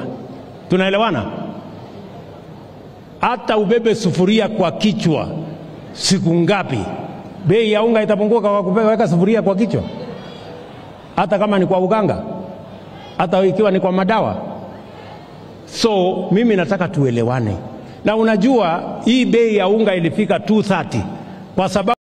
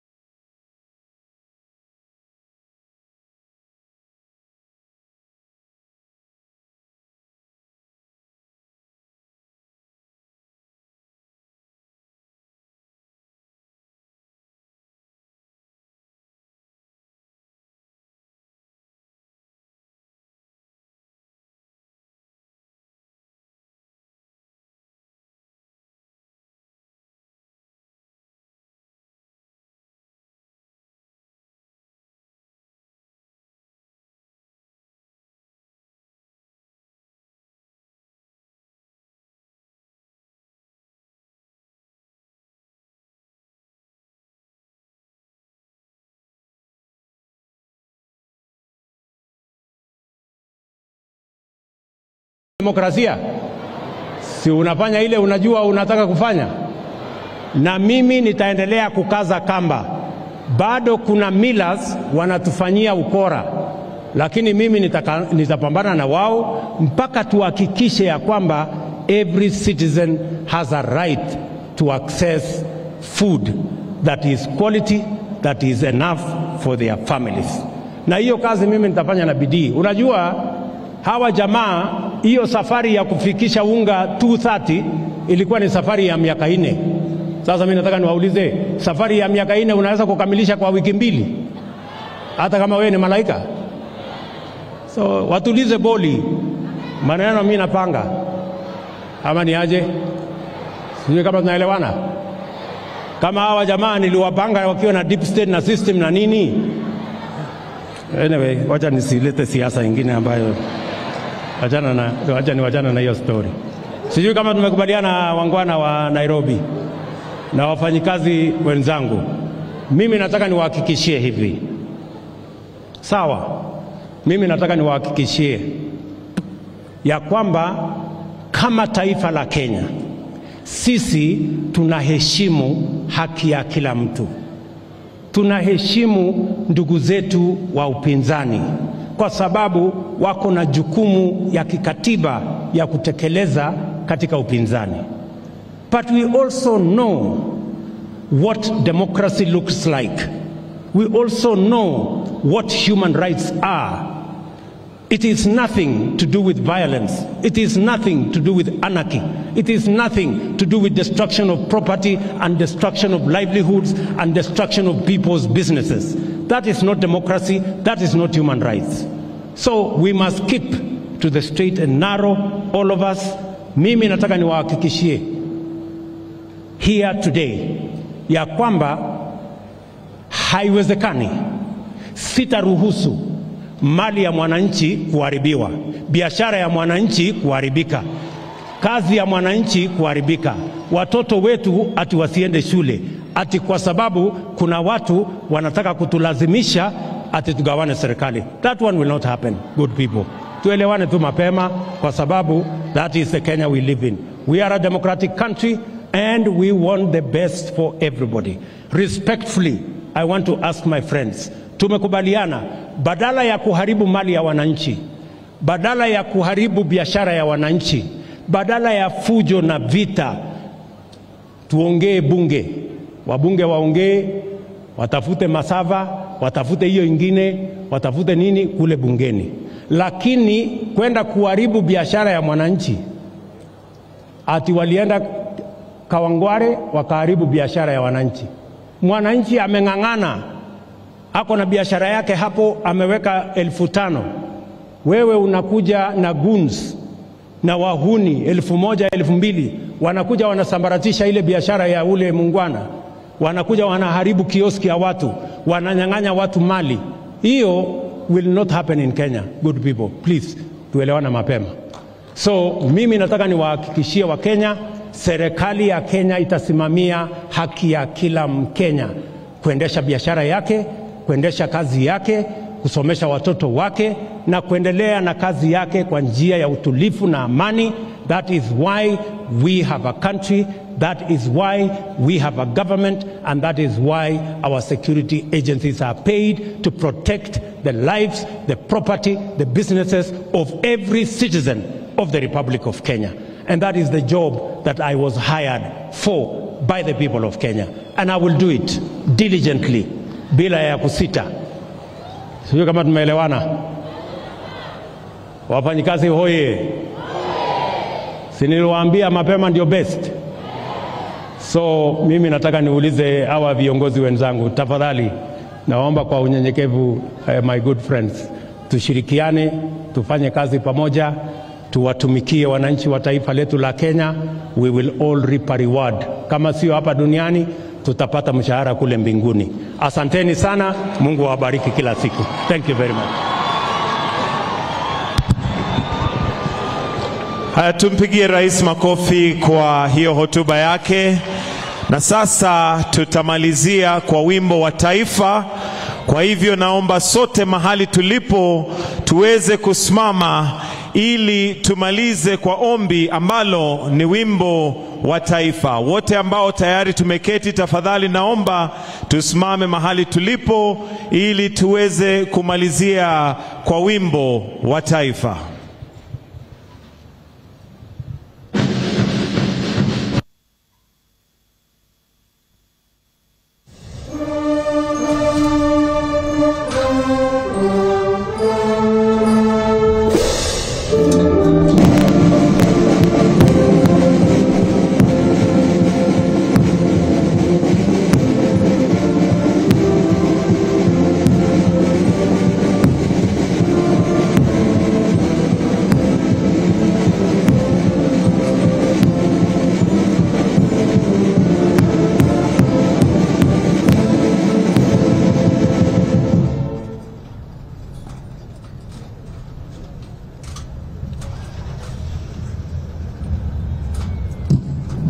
Haya basi, naomba tuweze